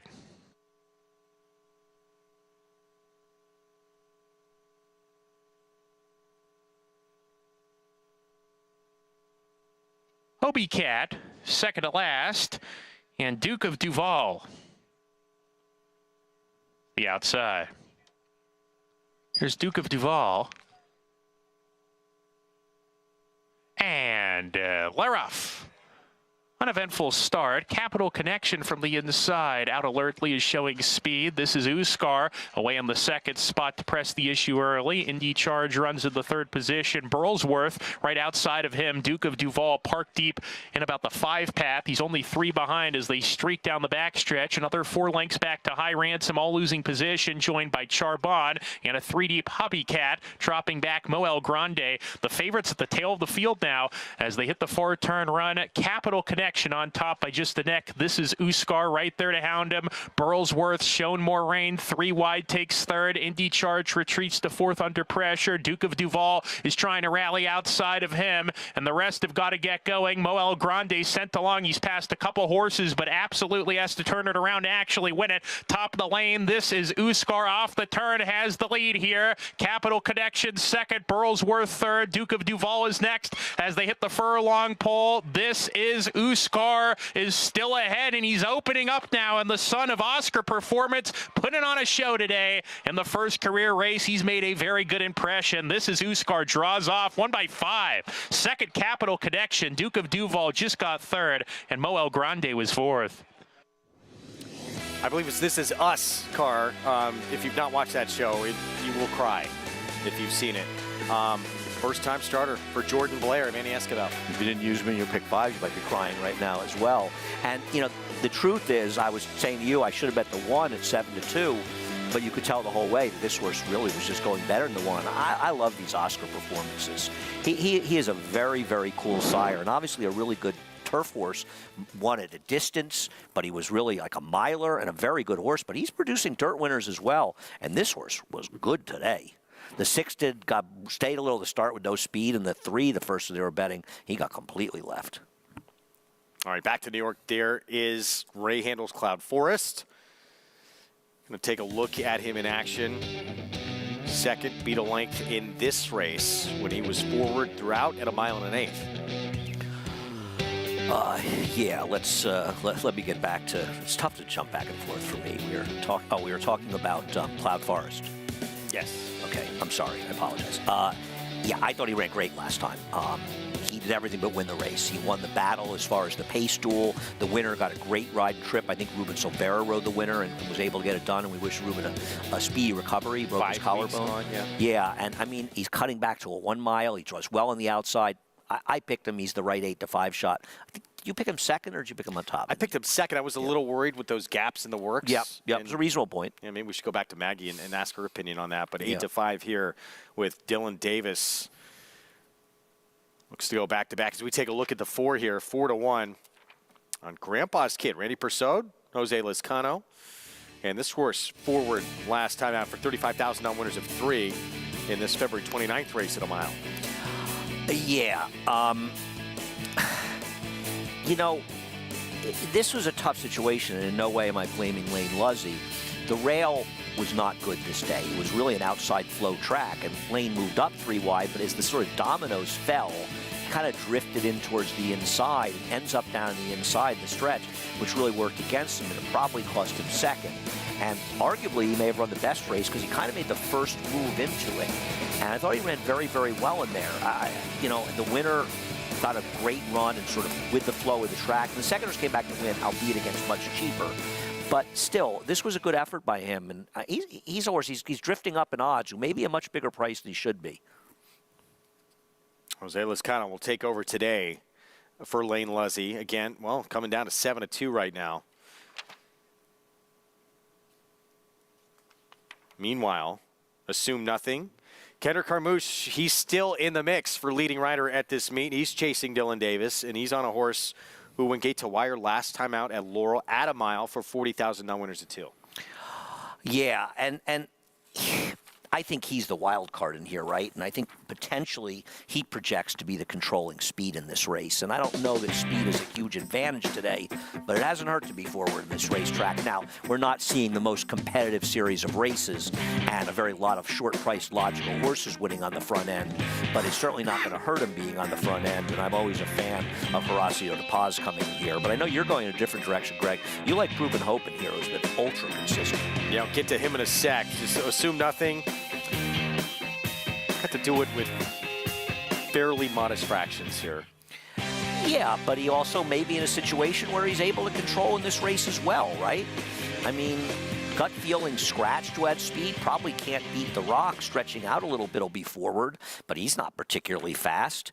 I think you'll see Dylan try to get the 7 a little in the race, but he's not exactly a bullet. Yeah, meanwhile, back to Proven Hope. At least you look at one of the more consistent runners in the race, and you know he's going to bring the race that he has brought each of the last really 3 or 4 starts, and it's been good enough to beat these, but he comes from way out of it. Eddie Barker's horses have been running consistently well all winter. St. James went by. Here's Can't Beat the Rock. Yeah, he may be forward. He's a little tough to make in this race and also very inconsistent. Comes back on short rest. Here's Proven Hope. He was just second for 50,000 starter. I didn't like him last time, and he ran reasonably. He did run a race, though, that did kind of fall apart. He was with the flow of the race. Here's Grandpa's kid, Jose Lezcano. As he drifts up, I think he becomes an attractive wager in here. He's got plenty of recent races good enough. Kendrick Carmouche and Assume Nothing breaks off here in the post parade. Muddy track or not, I think the one concern with him is his worst recent race was his only race in New York. I like the warm-up here with Cloud Forest for Ray Handel. He just seems like a very logical horse as Dylan looks for another win today. And I think you would agree, that's too big a price on Mighty Atlas. Either he's just completely dead on the board or he's a massive overlay right now at this price. I'm very surprised to see him 13-1 in here. Wow. Trevor McCarthy for Mike Maker, off since August 26th. 5 minutes to post in the 7th. Let's go to Jonathan. Yeah, I'm going to go with the 8 Mighty Atlas towards the outside. A horse that Mike Maker had the horse for a couple of starts, but if you look at the horse's speed figures and how that race ran, I would say that his best start was his last start. And sometimes you never know what's going to happen. Sometimes there could be an injury, or you could just have a real patient owner and a trainer who thinks the horse might need some time. And they go ahead and after a nice race like that, they put the horse on the shelf. There's no way to really know for sure, but I do think that Mighty Atlas should come back running well. Mike Maker has good stats first off a layoff. And look, Maker does such a great job of getting horses to be able to run long. I don't think stamina is really a concern in his program, so I'm not too worried about Mighty Atlas coming back for the first start of his 4-year-old year, ready to rock and roll a little bit here. But I thought the last race was really well. He ran extremely well. I thought the pace was pretty slow. He was closing into that pace. And I think this horse really took a step forward, a little bit of trouble in that last race as well. So from the far outside at 13-1, I've got no problem paying to find out if Mighty Atlas really is kind of in his best form of his life. 12-1, and you look at quick glance, Mike Baker, 28% at the meet. Has cooled off considerably, as we have been noting on the show. He has, and he's had some horses ran badly. I'll give some numbers, though. 4 to 8 month layoffs, and he's coming off a 6-month layoff, so I like to look at that. Overall in the dirt, he's 13 for 54, $1.87 ROI. Now in routes, his numbers are weaker, but at NYRA, he's 5 for 15 overall in the dirt, though in routes he's 0 for 4. He's been better in the sprints. Now I agree with Jonathan. He's a trainer that does, one of the things that sets him apart from other trainers is he's so good with horses going long distances. His numbers lean more towards sprints, but regardless, there's too big a price here at 10 to 1, and I absolutely respect them for taking him. I just prefer the 7 and 4 in this race. Let's go back to Maggie. Yeah, I am taking Mighty Atlas too. Let's not forget that, he ran that last race, albeit a little later on in his 3-year-old career, but as a 3-year-old. So as we often see, horses do get better with age. They get faster too. And I feel like, as I kind of mentioned back in the paddock, every start was better than the last as a 2 into 3-year-old. Why can't this one be even better? I love the warm-up with Mighty Atlas, too. Now, a horse that does have some speed is number 6, Assume Nothing, though I do think that Can't Beat the Rock could apply some pressure. Assume Nothing, though, got a nice big warm-up, typical of Kendrick Carmouche. He's the one that I have a little trouble warming up to. He's just kind of narrow. He's just unassuming, to say the least. I get where he can win. I get where he deserves maybe to be the second choice in here, but he's just really not necessarily my cup of tea. As I do want to mention with number 4, Grandpa's Kid, 2 back when he threw in a complete stinker. He was wound up. I mean, he was wild and just really kind of ran his race prior to even going in the gate. Now, I wasn't in the paddock for the last effort, as you heard Andy say, kind of against the track, the flow of the race as well. I'm kind of forced into making that early type of move. He's a little bit on it and a little bit warm, but okay, the weather is playing, oh, we do have a late scratch. I'm listening that the 7, wow. The favorite, Cloud Forest, is a late scratch. So you heard Chris Griffin report, number 7, Cloud Forest, a late scratch here. So that's going to kill the price of the 8, Mighty Atlas, but that's okay. But Grandpa's Kid, for Randy Prasad, as I was saying, he's on it today, but not too bad. Nothing like he was 2 back. So I think you can feel comfortable and confident in him running one of his better efforts, guys.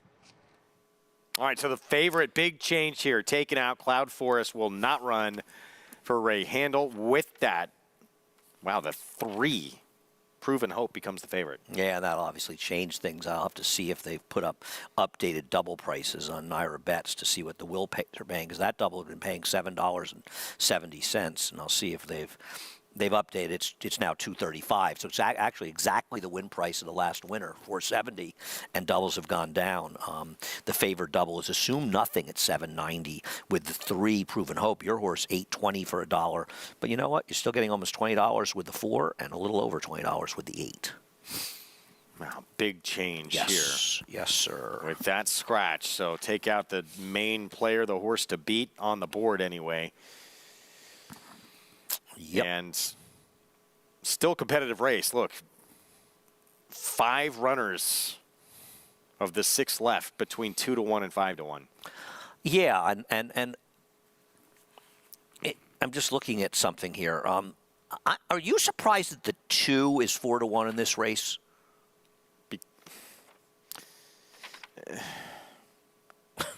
I am, but as David Jacobson, he'll probably run a stakes, probably set a track record. Should be a lot higher. Yeah, especially going a mile. With got some races that are fast enough, I guess, to give him a chance. I didn't see a couple going back. You have to go. I get Jacobson right once every lunar eclipse. So see what happens here in the 7th. Late change. The 3 becomes the favorite. Proven Hope. Chris Griffin the call. Goes in. All set.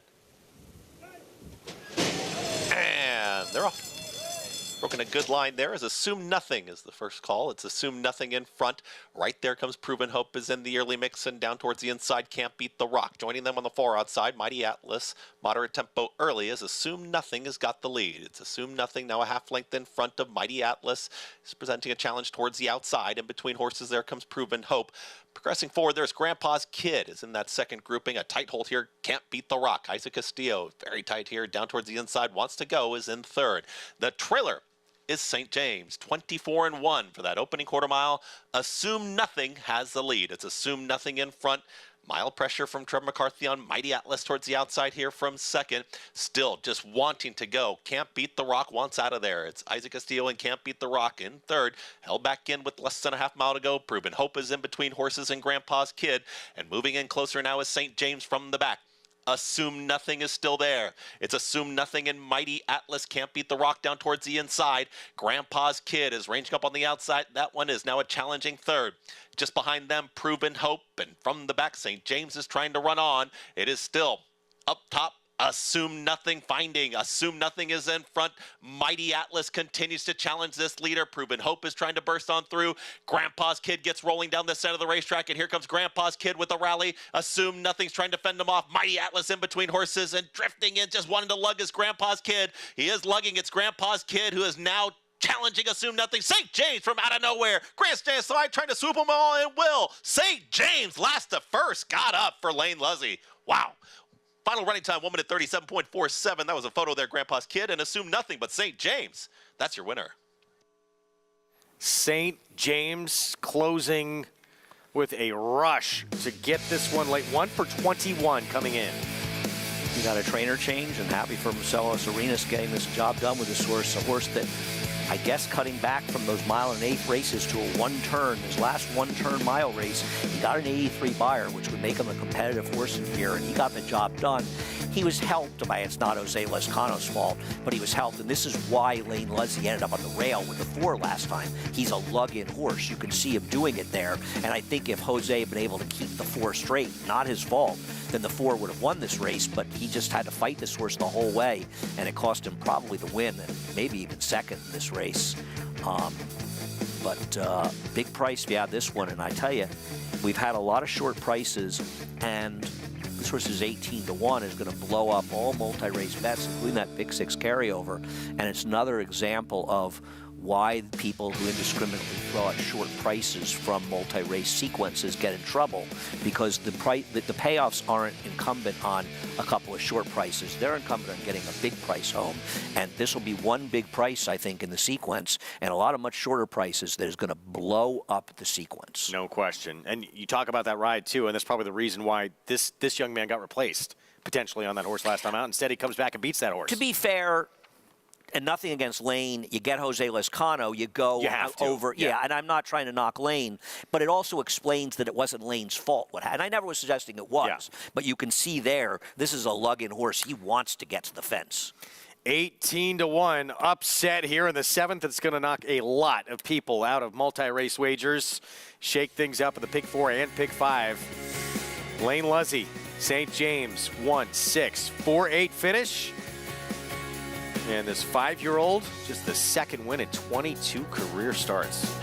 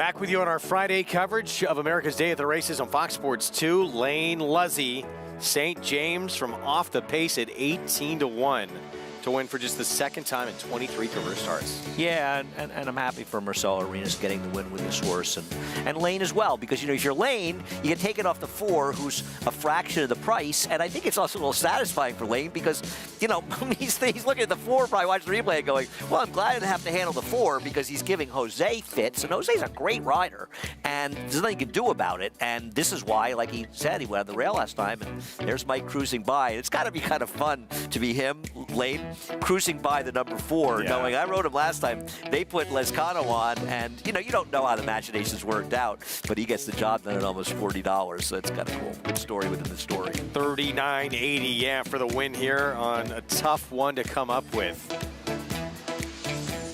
Moving Barnes, again, as you said, to Marcelo Arenas, owns this one as well. As we take a look at it, just takes one. Cross-country pick 5. Now you have almost a $40 horse. Question. Still 3 legs to go. Well, yeah, and I mean, we'll take a look at our pick 6s, right? And how did it start out? So we saw a $7 horse win the first leg. And then we saw, I think, a $7 horse, but there was also a favorite scratch, so it's probably closer to a $10 horse. So we're talking about $85. Pick 5s are gigantic. The favorite is $1,900 here for 50 cents. Then you saw a 6-5. Then you saw a 6-5. So you've had short prices throughout the sequence. And I'm going to tell you right now, look at those pick 5s. I'm not sure anyone's going to be covered besides the 4, maybe one other horse in the pick 6.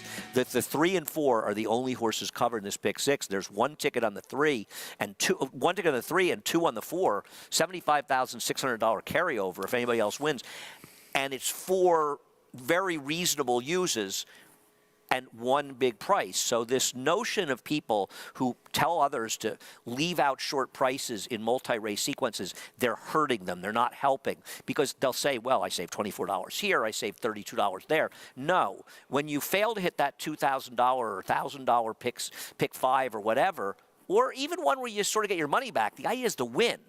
You got to save a lot of 30s to cover for 1,000 and 2,000 going there. It's something that I learned from the doc many years ago. You never worry used to be pick 6s, we didn't have pick 5s. In a multi-race sequence like that, you never worry about favorites. Yeah. The price is not determined by the short prices. It's getting 1 or maybe 2 decent priced horses. You see it all the time, even in pick 4s when that was the bet early, and that was kind of the new bet. Odds-on favorites could win, still would pay big. And it happens in pick 5s, yeah. Steve Christ always said to me, the object is to win. You worry about the price after you win. You play to win the game. Who said that? I don't know. Herm Edwards. I thought you were going to say Al Pacino in any given Sunday. 2024 March OBS 2-year-old in training, sales toppers, and the topper of toppers. Actually, there was a $1.8 million filly. There was. Yeah, by win-win-win on the final day of the sale. 125 horses sold for nearly $19 million. Some big names obviously have come out of the sale. Acacia is with a guest who is proof of that. I'm so happy to be here with Eddie Arrieta from Nice and Easy Thoroughbreds, who has a nice consignment here this year. But of course, Eddie, we see the cover of the sales book this year, the big sign behind. You originally consigned the horse that would go on to be White Abarrio, sold him at the March OBS 2-year-old sale. Can you remember back to that day and selling that horse and then following him with what he's done on the track? So, you know, the day the horses go the breeze, and for March sales, the horse has been very good in the trainers and training center, Classic Mayo. Always got very smart horse and always breeze very, very nice. 10 and 2 is good for me. And when the horse sold for 40,000, I'm very happy. I'm very excited. Watching him win races like the Whitney, the Breeders' Cup Classic, what has that done for you and for your consignment, being able to have that poster out front? Very excited all the time. When I see the wrong hand, and especially when I sell the horses, you know, I try hard because I know I can do something good with the horses. Well, just one of many big names. Obviously, your Whitney and Classic winner, an alum from that sale. And the stars of tomorrow, maybe we see some on that list. I am fascinated. You brought up the $1.8 million win-win-win horse. Some may remember win-win-win had that crazy win after that huge storm in Saratoga in 2020. It was the pandemic year, I believe. He beat Complexity. He's a very good horse, and he ran him down from 100 behind. He was also a stakes winner in the turf. I believe he won the Manila at a mile. In fact, beat Casa Creed when he won that race. A pretty cool horse, and $1.8 million for a win-win-win. Yes. Beat heavily favored Chad Brown horse that day, yeah, right? Fog of War. Was it? Oh, yeah, no, you beat Complexity. It was Chad Brown in the liked him that day. In the Forgo. Yeah, I always love Complexity. No, win-win-win. One day I'll tell the story of watching Complexity's win in the Champagne with Chad Brown. But win-win-win also beat, I think, Fog of War as well as Casa Creed. One of my best bets that summer. Who? Win-win-win. Really? Yeah. We're taking time out. We'll be back. More coming up from Oaklawn. Features still ahead. Late Pick 4 is next.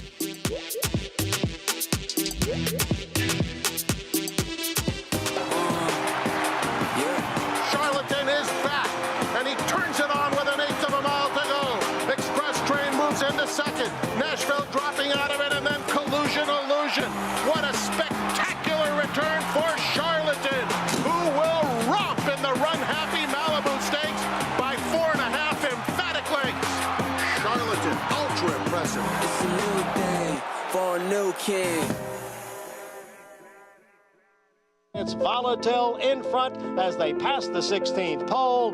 Volatile, victorious in the Vanderbilt, 1 by 2 lengths. Tremendous amount of talent with his win in the Vanderbilt, as well as a couple of his wins at Churchill Downs. Ran unbelievably fast. Very special family to me. Perfect sire for 2-year-old sales. Just a gorgeous horse and throwing very athletic horses that I think will run. Victorious in the Vanderbilt. Your guide to selecting a stallion for your mare. Step 1. Make sure he's won a big, famous race. Mystic Guide charges away and takes the Dubai World Cup. Step 2. He'd better be very good looking. Step 3. He must have excited the support of breeders with quality mares. Mystic Guide. He's unmissable. Call Darley. General admission tickets are on sale now for the Belmont Stakes Racing Festival at Saratoga, June 6th through 9th. Admission is just $10 on Thursday as well as on Sunday for this historic event. Visit BelmontStakes.com/tickets today. RaceLens is the most in-depth product in horse racing with unique features found nowhere else. True odds, predictive analysis, and pace projection. RaceLens. It will change the way you follow horse racing and take your game to the next level. Good to have you with us on our Friday coverage. More coming up from Oaklawn. Out in Hot Springs, our program brought to you in part by America's Best Racing. For the love of the race, visit americasbestracing.net today. Moving on to the Late Pick 4 at Oaklawn on this sloppy track. Mile and a 16th coming up. Non-winners at 2 lifetime, so $12,000 claiming race. The horse we had teased a little bit when we were getting set for the Pick 5. We'll see in a moment here. Calrissian looks like a big standout. Here's the one, Mr. Woolly Bully. Yeah, Mr. Woolly Bully's a very big price in here and has not run since the end of the year. Would have to really improve. Lando fans, here we go. Calrissian. I mean, I think the only potential problem is he's not really that quick early, but I think he's a lot quicker on dirt than synthetic. He's been on a strong surface his whole career, right? Yeah, 2 starts on dirt, been very good in both. Here's Ain't That a Kick, blinkers off. Yeah, another horse that's for a trainer that just, won a couple races this year after a tough year last year, but it's going to have to improve.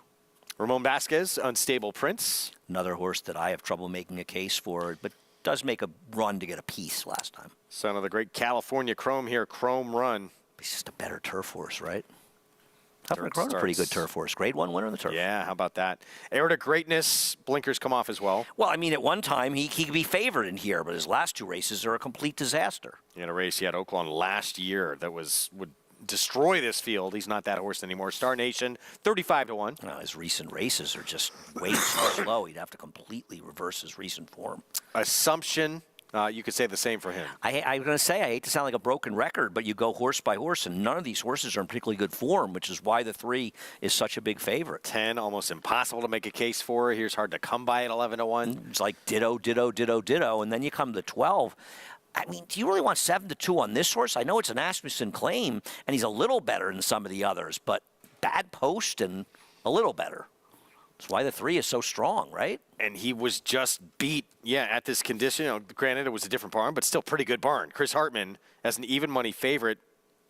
That's the other thing. Fifth beat 10 lengths. He claimed from Chris Hartman. I know it's Steve Asmussen, but it's not like he didn't claim for a guy who wins. And then Point Blank in from the also eligible list. Another huge price outside. Let's go to Paulie for more. It's Calrissian. Paulie, 9-5 favorite.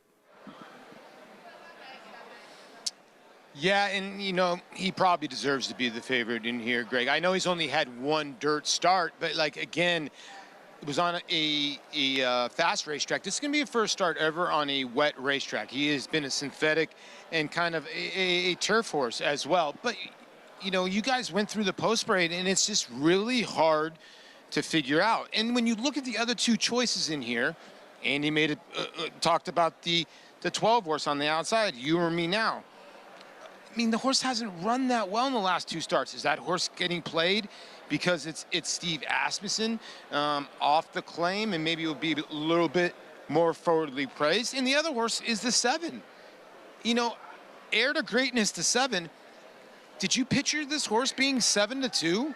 I mean, 9-5, loses by 11 ranks, then runs a 15 bar. This horse has been eased a 45 bar in a 15 bar, and it's your second choice. So I think the public is just like looking for somewhere else, maybe besides the 3, just to get some value. But I think 2-1 could be value on the 3 in here.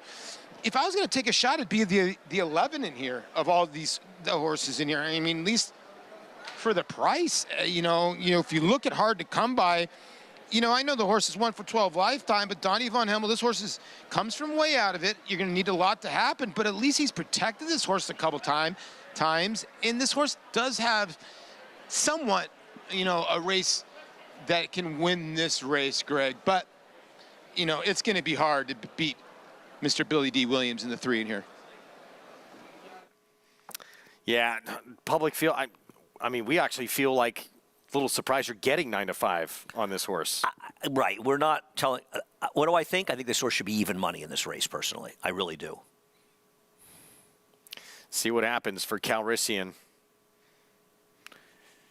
1 to beat, just making his 3rd dirt start. Had been on synthetic, then turf primarily, and now has seemed to find a home on dirt. We'll try and get a mile and a 16th here coming up as a 9-5 favorite. Martin Schwann. Let's go to Matt Ditterman for the call.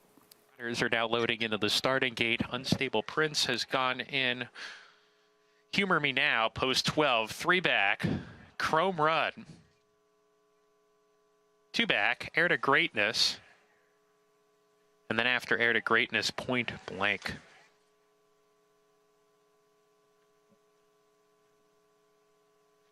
Here's Point Blank to the outside. We're ready to go. And they're off. A bad stumble at the break for Ain't That a Kick, who's well out of it in the early stages after that. Ain't That a Kick. Mr. Woolly Bully from the inside has the most speed. Chrome Run's right there with him, charging into the turn. Point Blank caught a little deep into that turn, takes the 3rd position away from Humor Me Now, who's going to ease well off the speed today in the early stages. Coming back to the lead here, and Mr. Woolly Bully has conceded the lead. Chrome Run has a narrow advantage. Point Blank takes 2nd. Mr. Woolly Bully 3rd.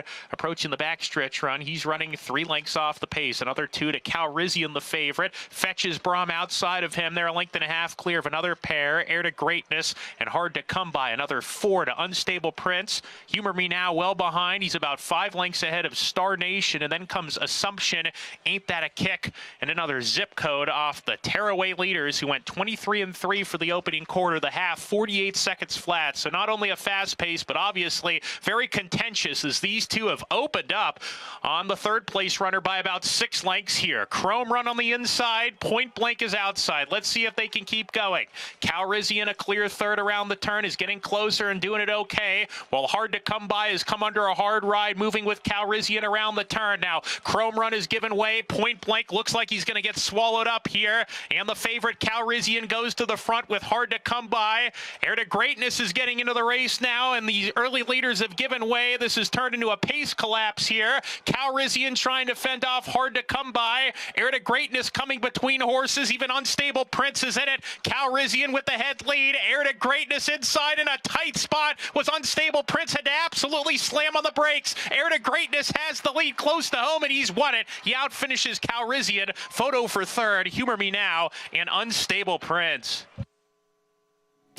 Heir to Greatness out battles the 8-5 favorite for the win here at 3-1. Well, he did run pretty big in the sloppy track in his last couple of starts, losing by over 50 lengths, and he's barely even dropping it here. The key, I guess, for him was they rated him. He projected to be a forwardly placed horse. They went way too fast early, and I don't want to make excuses for a short price that you and I thought was going to lose, but given how this race collapsed, the three probably, and I'm not criticizing the rider, that's the way that chips fell, probably made a premature move here, a tough beat for the three. But. Back to New York. We talked about this horse, top of the show, Kali Magic. Hands down, the horse to beat here in this finale at the Big A. Trying to win for the third time in a row at this same condition in each of the last two starts. Would seemingly easily get it done here. Let's go downstairs to Maggie.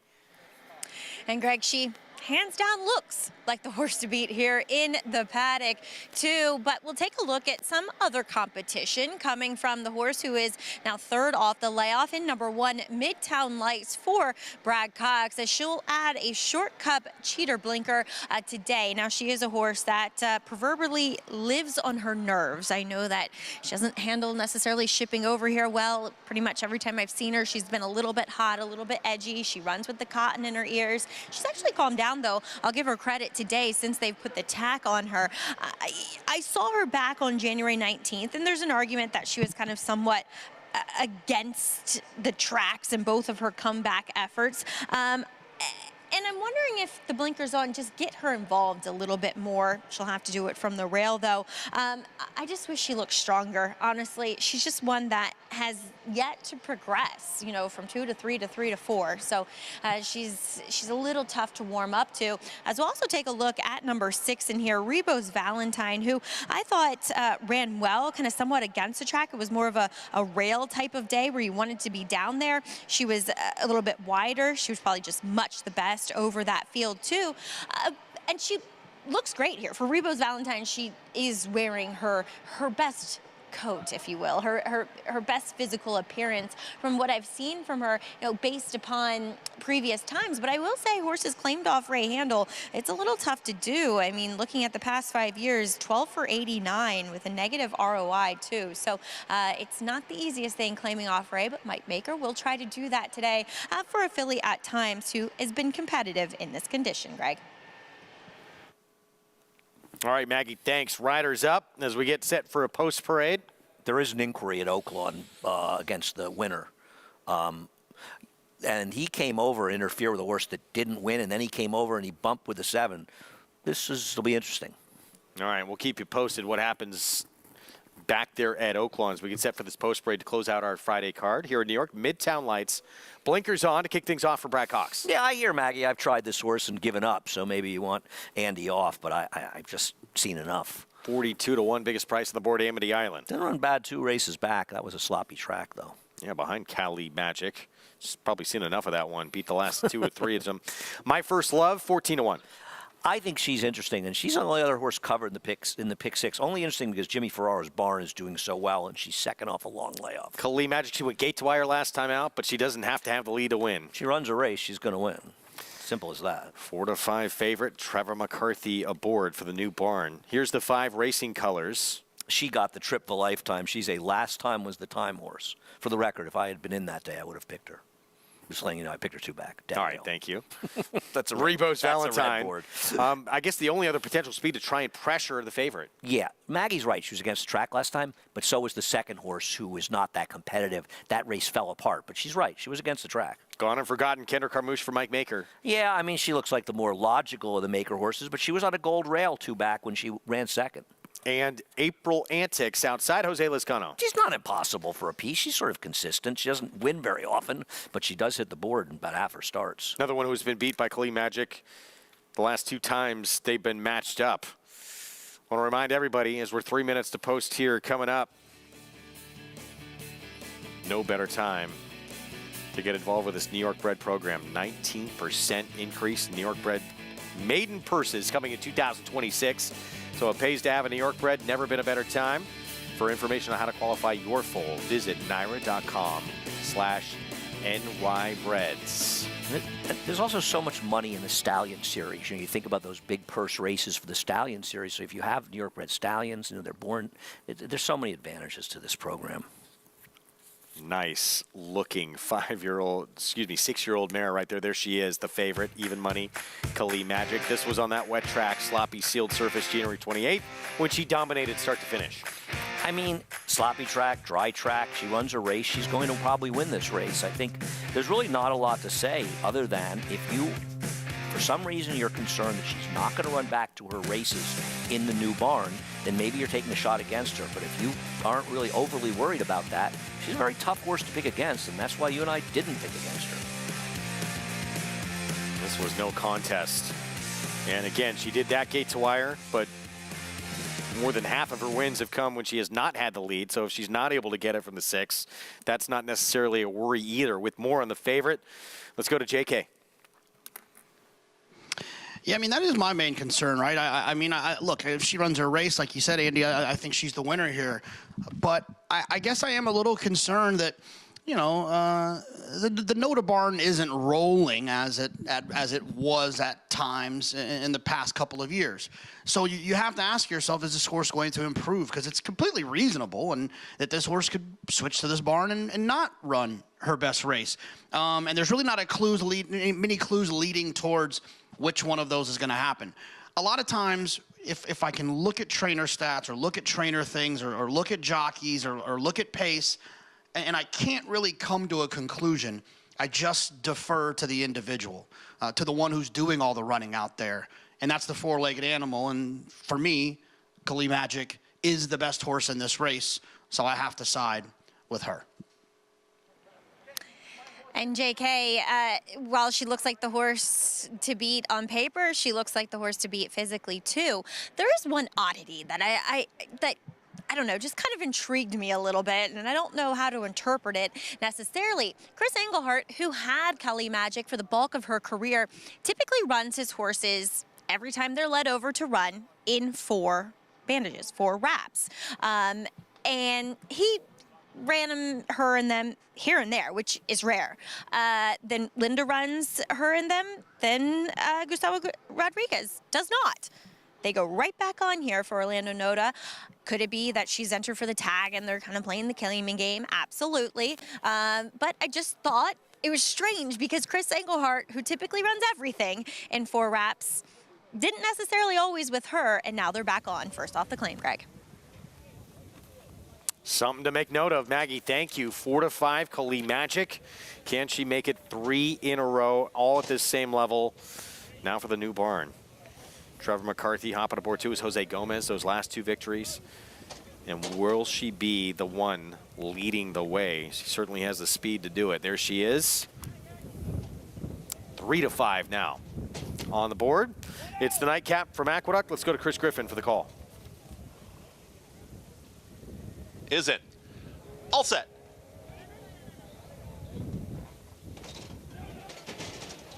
Going through the front of the gate there. They were set, didn't leave the gate. That's the 6, Rebos Valentine.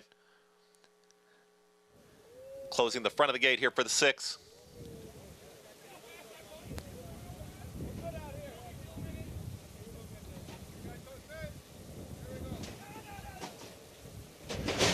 And they're off.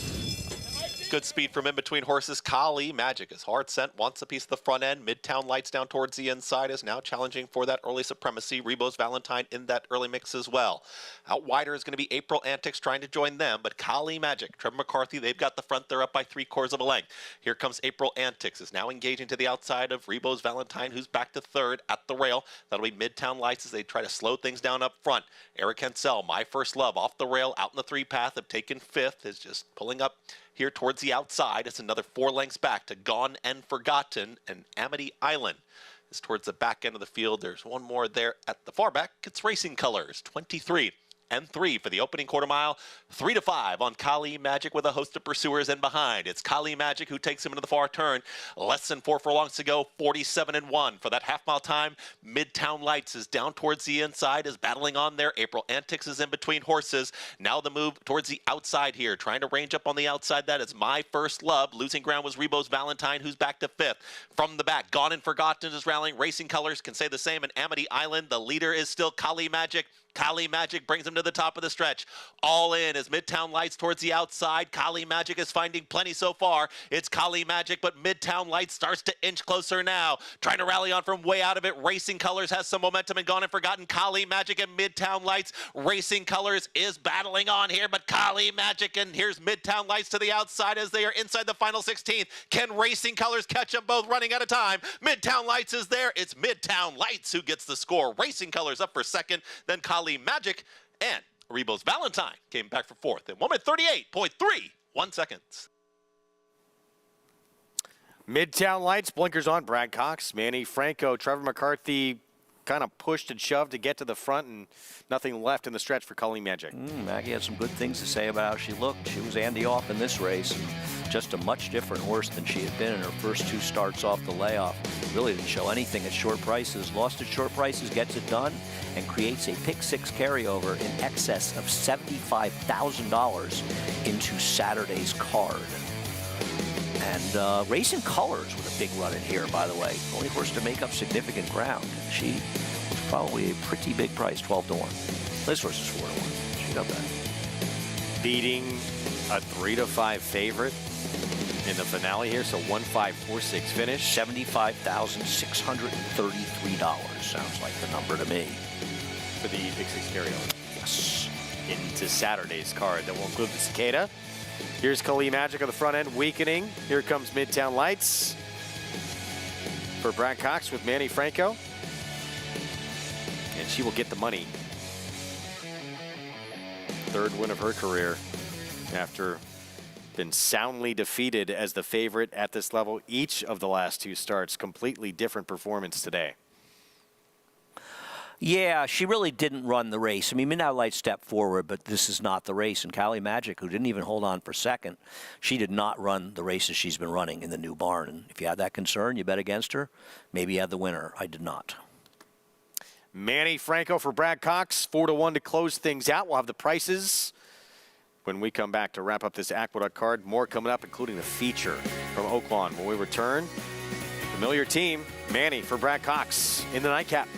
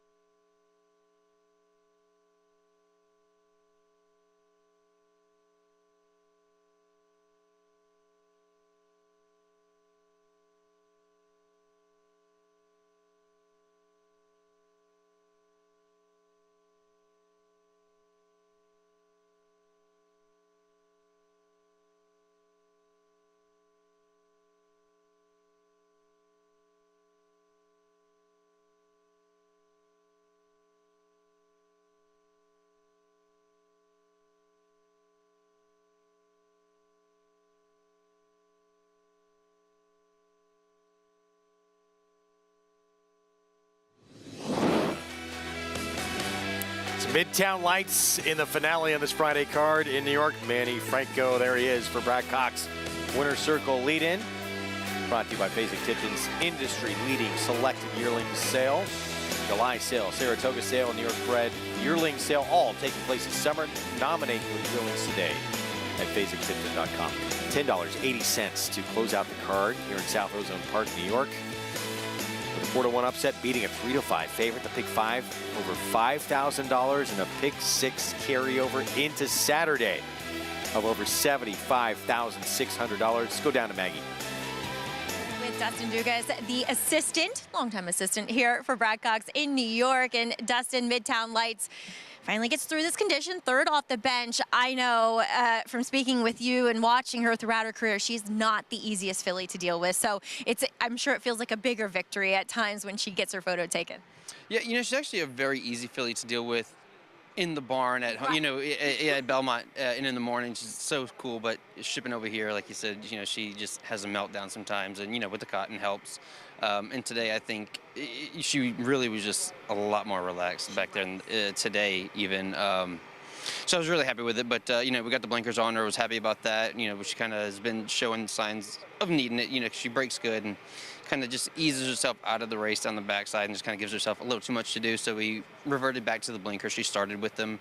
We took them off, you know, let her grow up, and now we just have them back on again. Today, it almost seemed like the blinkers helped her focus a bit more, too. A lot, you know, and she kind of needed to, because, I mean, she was down in that, you know, in the one hole. She was crowded the entire way around there, and they helped her a lot. Dustin, we'll see you and the team represented tomorrow in our feature race, the Cicada, sending out, oh my gosh, her name just completely, Galia, Princess. I wanted to call her Gazia, don't ask me why. But I thought a good effort last time out in the Ruthless, because the horse that she was dueling with, she easily put away, just run down late. Talk a little bit about her development, what you've seen from her now that she's been in your barn over at Belmont. You know, she's a big filly, very easy to work with as well, just very kind filly. She'll do anything you want. She's huge, has a nice stride to her. Her breezes have just been very effortless. You know, they're quick times, but effortless the way she does them. Speed again?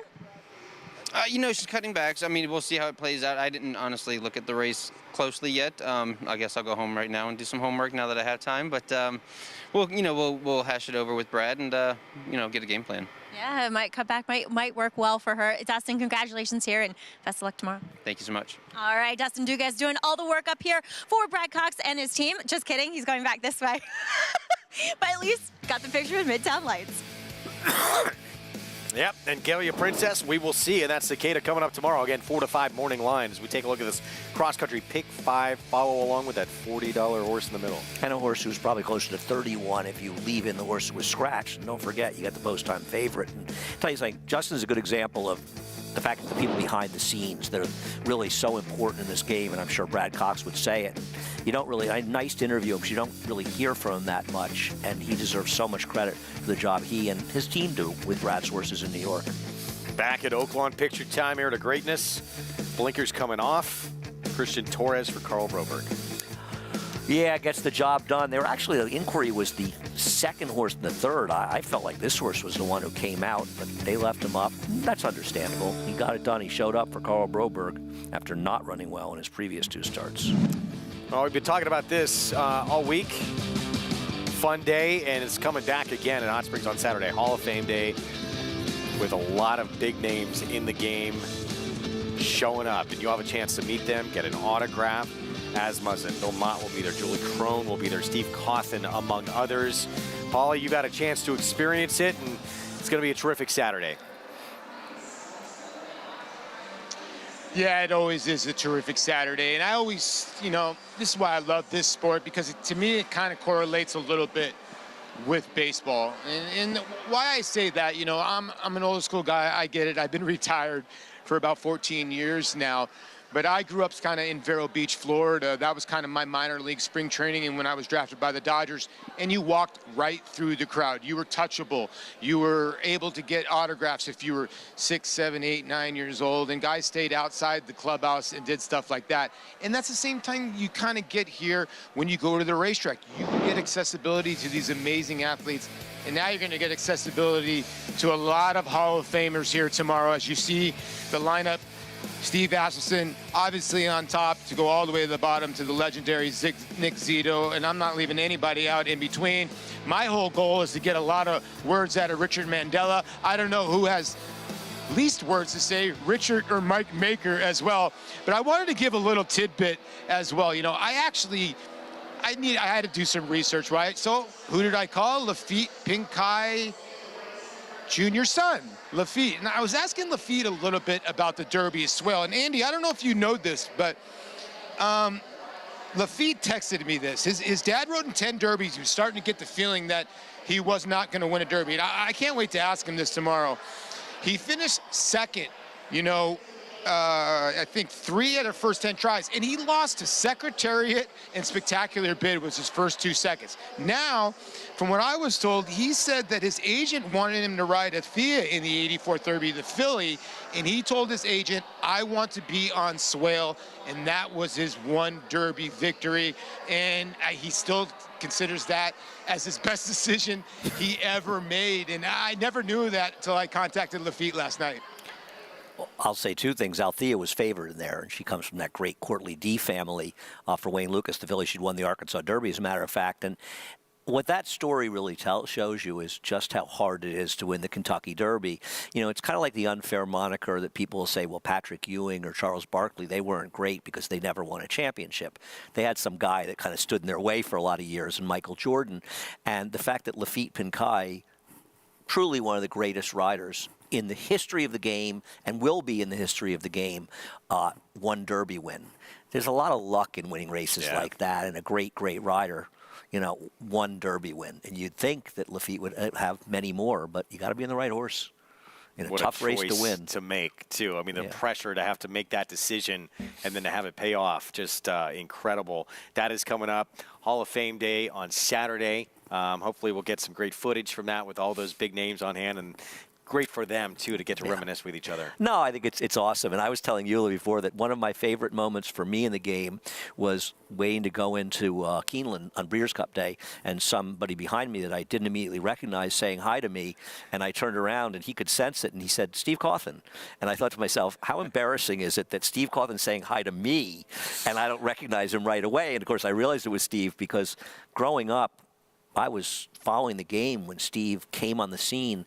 One of the most incredible moments in racing history, and people, old-timers around, will tell you that the jocks room was just teeming with reporters the whole time he was riding. He was front-page news in every major newspaper and magazines as well. Steve Cawthon's a true legend in this game, and that's a day of legends. You will be on hand for that Hall of Fame Day Saturday from Hot Springs. Speaking of Hall of Famers, sad news to report in our sport with the passing of a Hall of Fame rider and Brooklyn native, Walter Blum, who passed earlier this week. He was inducted into the Hall of Fame back in 1987 after more than 4,300 wins and actually twice leading the nation in that category in the 60s. Yeah, and I have memories. I didn't really know Walter that well, but when I was at Gulfstream and I would go and play in the 90s, and he was a steward there and was around a lot, and always a lot of nice things were said about Walter Blum as well, and our condolences to his family as well, but also a great, great rider. At a time with some great riders in the game. Won the 1971 Belmont with pass catcher denied Canonero the second at Triple Crown. Also won nearly every major stake on the New York circuit, including a photo win over Kelso in the 1964 Woodward aboard Gunbow. Yeah, they were real rivals. Gunbow was a tremendous horse, but Walter Blum was a great, great rider as well, and he had a tremendous career. And, you know, we shouldn't sometimes need these people to pass away to remember how great their careers were.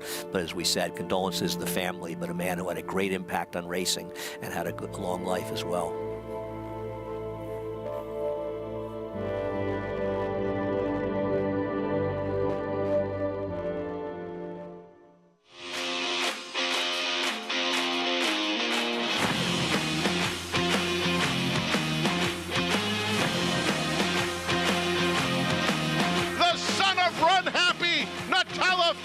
has won the hopeful.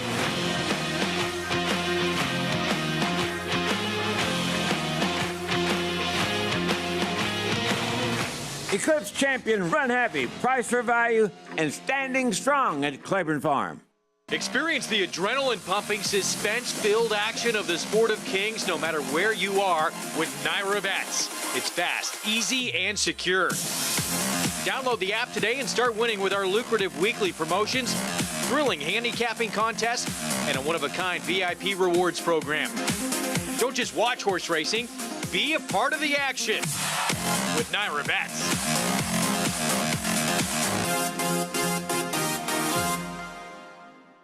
Number 1 is Mo Donegal by Uncle Mo. And they're off in the Remsen. As they come on for the finish, and it's going to be tight here in the Remsen. Mo Donegal. Mo Donegal bearing down on the outside. It's Mo Donegal and early voting, and it is Mo Donegal to win the Wood Memorial. And it will be Mo Donegal to win the Test of the Champion, the Belmont Stakes.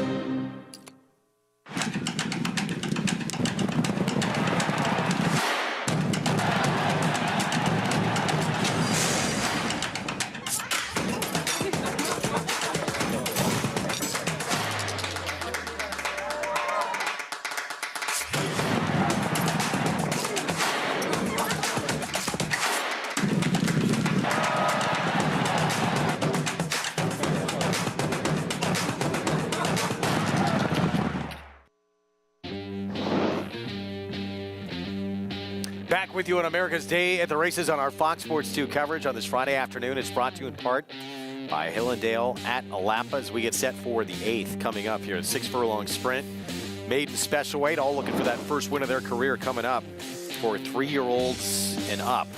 And the favorite, a first-time starter for the Chris Hartman bar on the 2, Baton Rouge, an Into Mischief 4-year-old with some very sharp works in the morning. Yeah, now the Dam was a horse that ran 90 buyers. She has not been much of a producer. One horse ran well in the turf. This one with experience for Brad Cox, 2 very good efforts that came last year. We have not seen him since. Yeah, not great numbers with these kind of layoffs on maidens races in the dirt for Brad Cox, but obviously ran well enough. Here's the favorite, Rafael Bejarano. Have to respect the money this horse is taking. 5-2 favorite. The 3, Lear, first-timer for Steve Asmussen. It was a year ago, but this horse worked a very, very impressive 10 flat, the 2-year-old sales. Hard to believe this horse has not won yet. 5 seconds in 8 starts. And he consistently runs figures that are tough, but he's also had his chances, though not that many at short prices. Here's Pineland, Julian Leperoux. Just not quite good enough to beat Simovic last time. And a bit of a poor break, too. A bit of an excuse. Miller's right at 12-1. Yeah, this horse is fast enough in some ways, but has also had a lot of chances. It's probably too big a price, though. And Memphis Pharaoh on the outside with Chris Landeros. Tough spot for a horse like this because not only do you have horses that have run reasonably fast buyers, you've got firsters taking money. I am very curious about Lear. I know he's not getting bet that much, but and it was a long time ago, but that was a fast work. Well, let's go to Paulie, and I'm sure Connections, Paulie, would have believed by now Simovic would be taking on a lot better company. It's just a lot of runner-up finishes, though. Yeah, there has been a lot of run-up finishes, like you said, Greg. 5 second-place finishes in 8 starts, and we'll get you his last race. I just want to show you the barometer, because listen, on paper, without these horses with any races, you could argue the 1 and the 5, but he was good last time. And, you know, Andy makes a very good point. He hasn't swallowed up a ton of money where he's been, you know, 3 to 5, 4 to 5, and sooner or later he's going to break his mate. Now, you know, this was a really tough beat. You just think he's going to get home, and he just doesn't. He gets ripped. I mean, doesn't get ripped. He just can't get there at the wire, and it just seems like that's kind of been his MO. He's been out-bobbed a couple times. Now, to get to the 2 horses on the inside, or the 3 horses on the inside, the buzz has been all over the 2 horse. There's been no secret about Baton Rouge. I mean, the horse has got 6 or 7 black letter drills. What that means is that horse has outworked every horse in the morning. And if you look, the horse has worked 2 out of 83, 3 out of 77. So some really fast works in the morning on the 2. And it reflects on the board. I will say this, though, the 1 looked tremendous on the racetrack for Brad Cox. Been off a long layoff, long leggy son of Into Mischief, and a horse that's been bet a couple times. So how do you kind of want to take that? I do think the 1 is a player in here. Obviously, the 2, the board's trying to tell you that. And Andy's right. The wild card horse is Lear in here for Steve Asmussen. You know, a son of Lee. I think the thing is, JK, the son of Lee, you know, Lee's first-time starters are 5%. This horse did have a good 2-year-old sales look, but You know, I'm going to end up on the 1, the Brad Cox runner. I know the Hartman runner is working well, but I'll end on the 1. What say you, my friend? Yeah, I mean, look, you basically said my argument in a lot of different pieces here. I'm going to go with the 2, Baton Rouge, and it has nothing to do with LSU. This horse is taking money into the teeth of Castle Warden, the 1 horse for Brad Cox, who ran an 80 last time we saw that horse at Keeneland in a maiden race. So we already know that Castle Warden is good. Running an 80 at Keeneland in a maiden special weight it comes from a good family, a full to Laurel River. We know all the reasons why the 1 makes a ton of sense in here.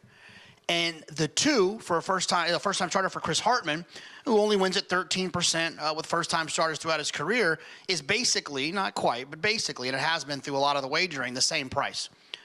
The money doesn't lie in these races. Paulie mentioned it. The horse appears to be working well. I'm going to go with the 2, Baton Rouge.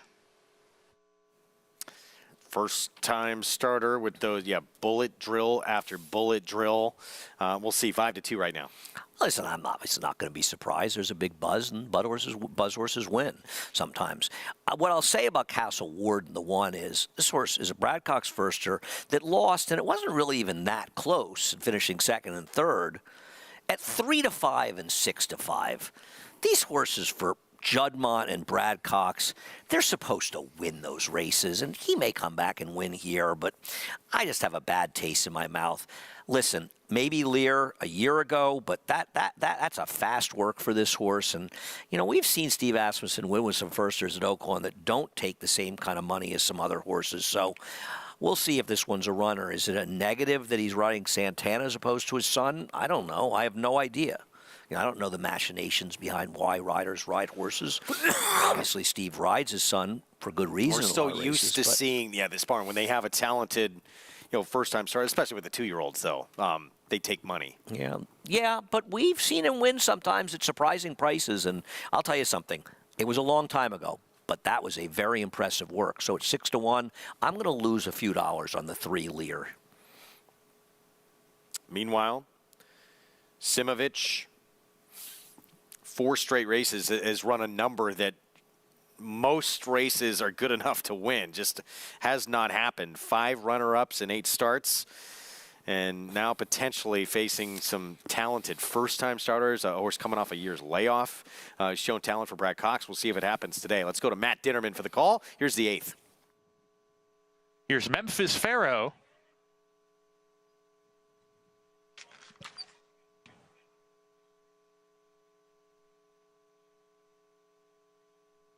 One of the horses is being backed out here, the 5, Simovic.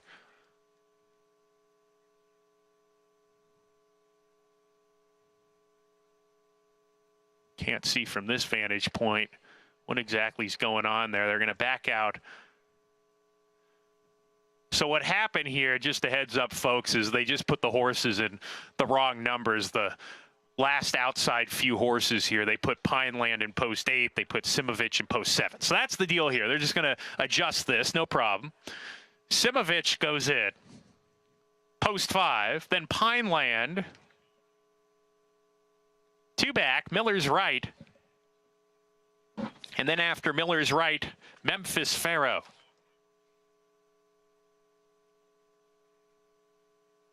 Here's Memphis Pharaoh. 2-1 for number 2 Baton Rouge, 5-2 for Castle Warden and Simovic. Memphis Pharaoh a little bit reluctant here, is going to try to load once again.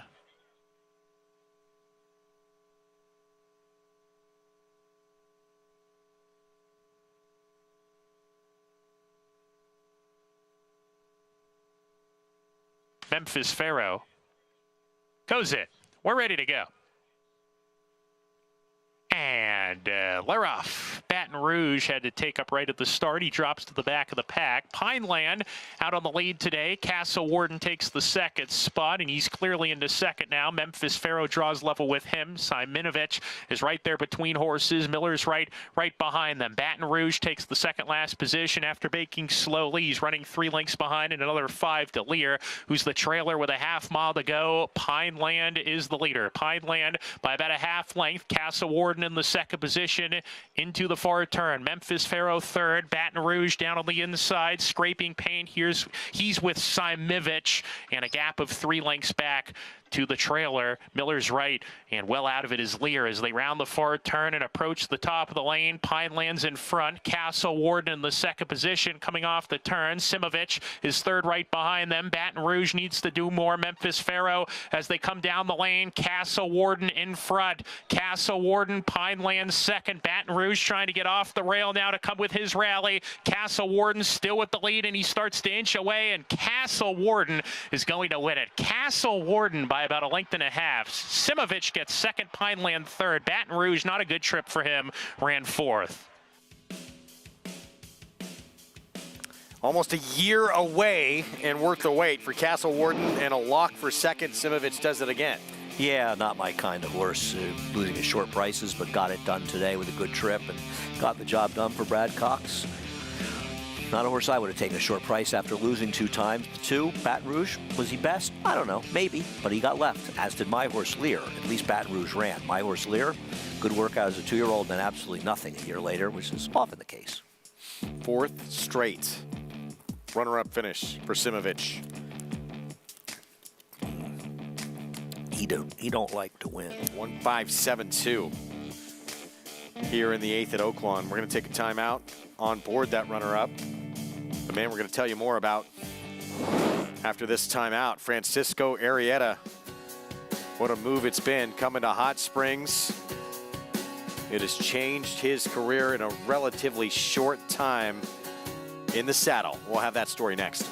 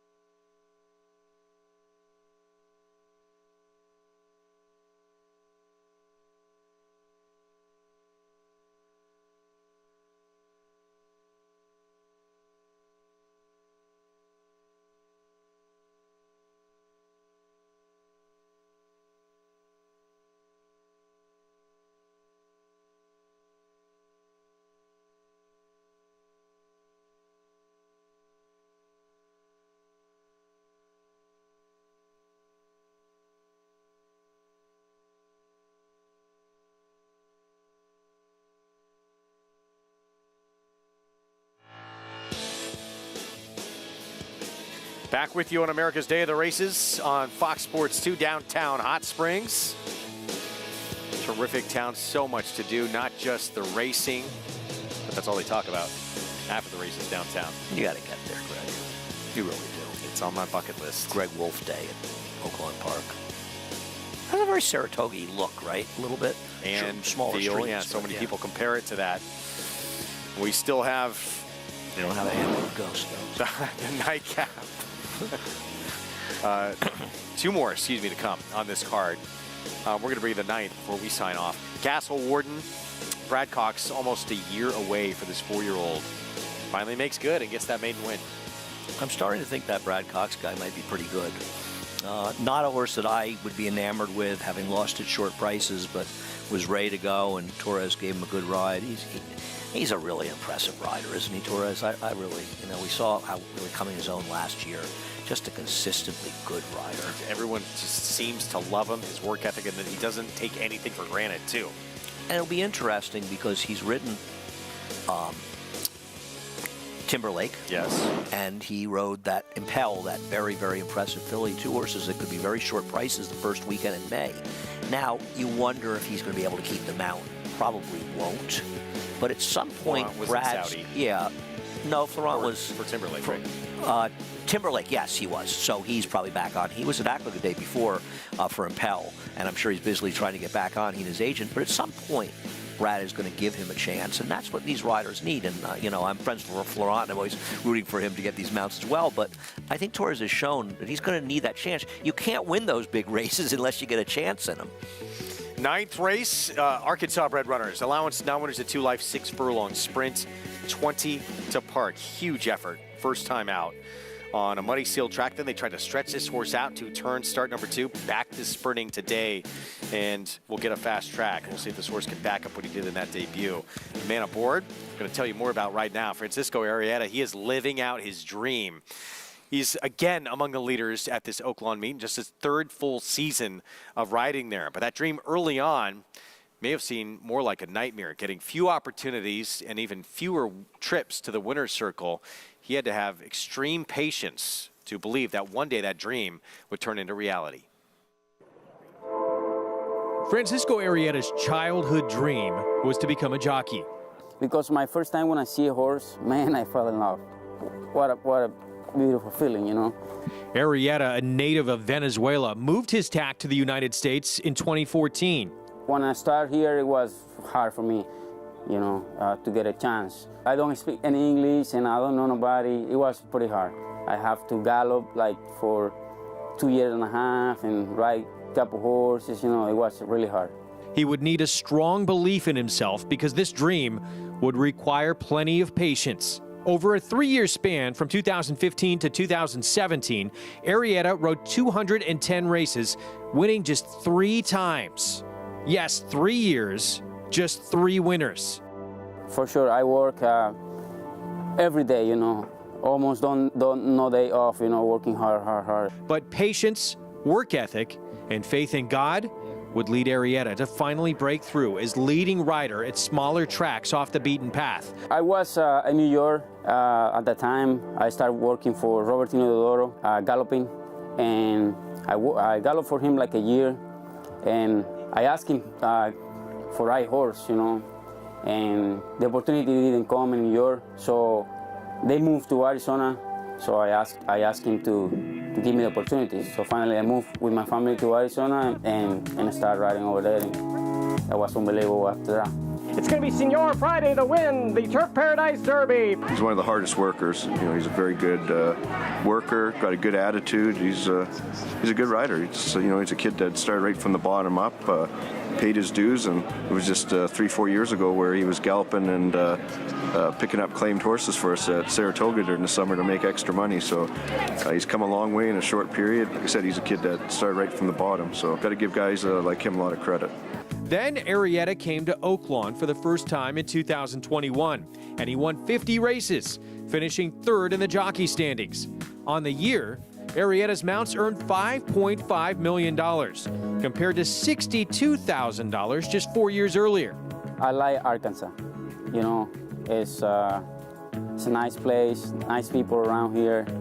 I used to be happy to be here, and it's not hard to ride in this racetrack, it's easy. He also recorded his first Oaklawn Stakes victory in The Bachelor, aboard Jackson Traveler for Hall of Fame trainer Steve Asmussen. Well, I just remember that was a nice horse. He just break and go to the lead. It was an easy winner, you know, nice horse. Jackson Traveler beat the gate and beats the Bachelor. Jackson Traveler in front.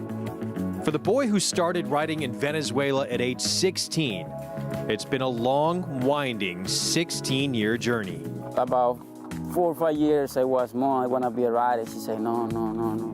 I told her, let me be a rider. I want to be a champion, you know. Don't worry about it. It took me 10 years to win my first title, leading rider. 10 years, working hard, no day off, no vacation or nothing, you know. So, but here I am.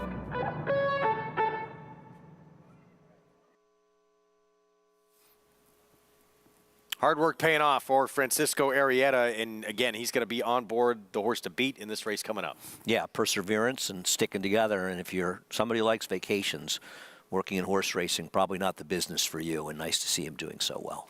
Yeah, we'll see. Right now, 20 to park. The favorite, he will be aboard. That was a dominant performance. First time out, it was on a wet track. It was on a muddy sealed track, but we'll get sloppy today. He's honestly one of the most interesting horses on the card because his first race was so impressive, and then they tried to stretch him out, and it just completely blew up. He was wide also. He never really had a fair chance in the race the way it was run. You have to think he's going to run better sprinting, but it's not that easy a race. I thought Midnight Taxes was dangerous as well, and even both the 1 and 3 Ready Shoes and Hit Scene players to at least a certain extent. All right, we'll talk more about this one coming up. We're here for Paula Duca as well. Friday feature from Oaklawn still to come. When we come back from this timeout, see if Francisco Arrieta can pick up the victory with the 2-1 favorite when we return.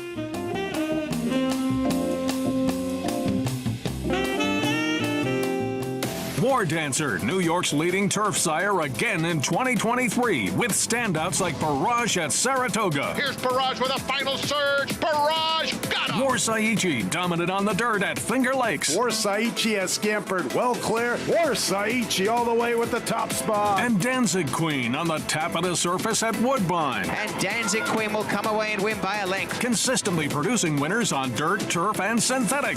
War Dancer, proud to stand in New York.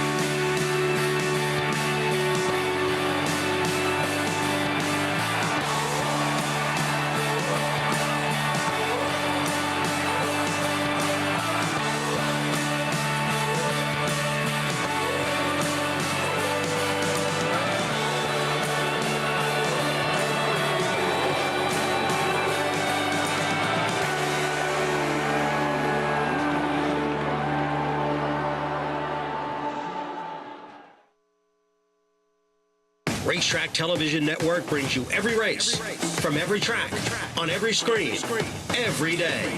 With monthly packages starting as low as $5, RTN gives you great value and access to more live HD streaming and race replays than anyone. Visit RTN.tv today to sign up and watch on almost any device, including Roku and Amazon Fire. RTN has packages that start at $5 per month.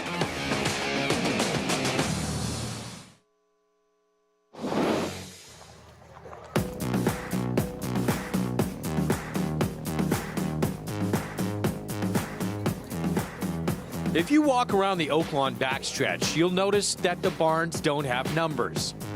The barns instead are named in honor of horses significant to Oaklawn's rich history.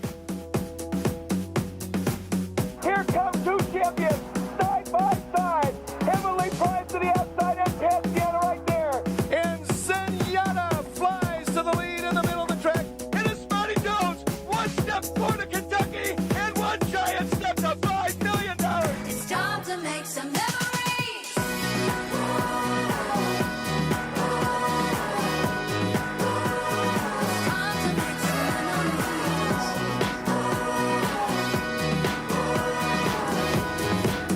American Pharaoh, breathtaking in a mesmerizing performance. The Oaklawn handicap and #1 rating will go to cigar by 2.5. The champion Azeri, here she comes down the middle, and she does it! 40 barns named after 40 important horses, all who helped to contribute to Oaklawn's rich history in their own way.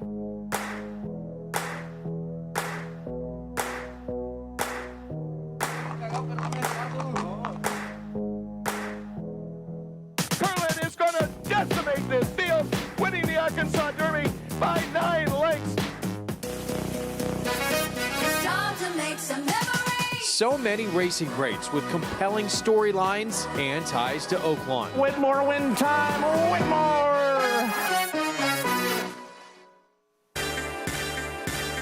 Yeah, recent addition. This guy right here, the sprint champ back in 2020. Whitmore, 15 wins, over $4.5 million in earnings, and the pride of Arkansas. I mean, he was an amazingly consistent runner to run as long as he did, and to be first or second in basically 2/3 of his races is a pretty remarkable achievement, especially for a sprinter, because it's not as though he was 3 to 5 in a lot of these races. I mean, Breeders' Cup win, maybe his most impressive win is good trip or not, the bad trip of the favorite or not. I believe he's the only horse to beat City of Light in 2019. In his year, he could have been horse of the year, and he beat Accelerator in those one handicaps. Race named in his honor, Grade 3 Whitmore, coming up on Saturday.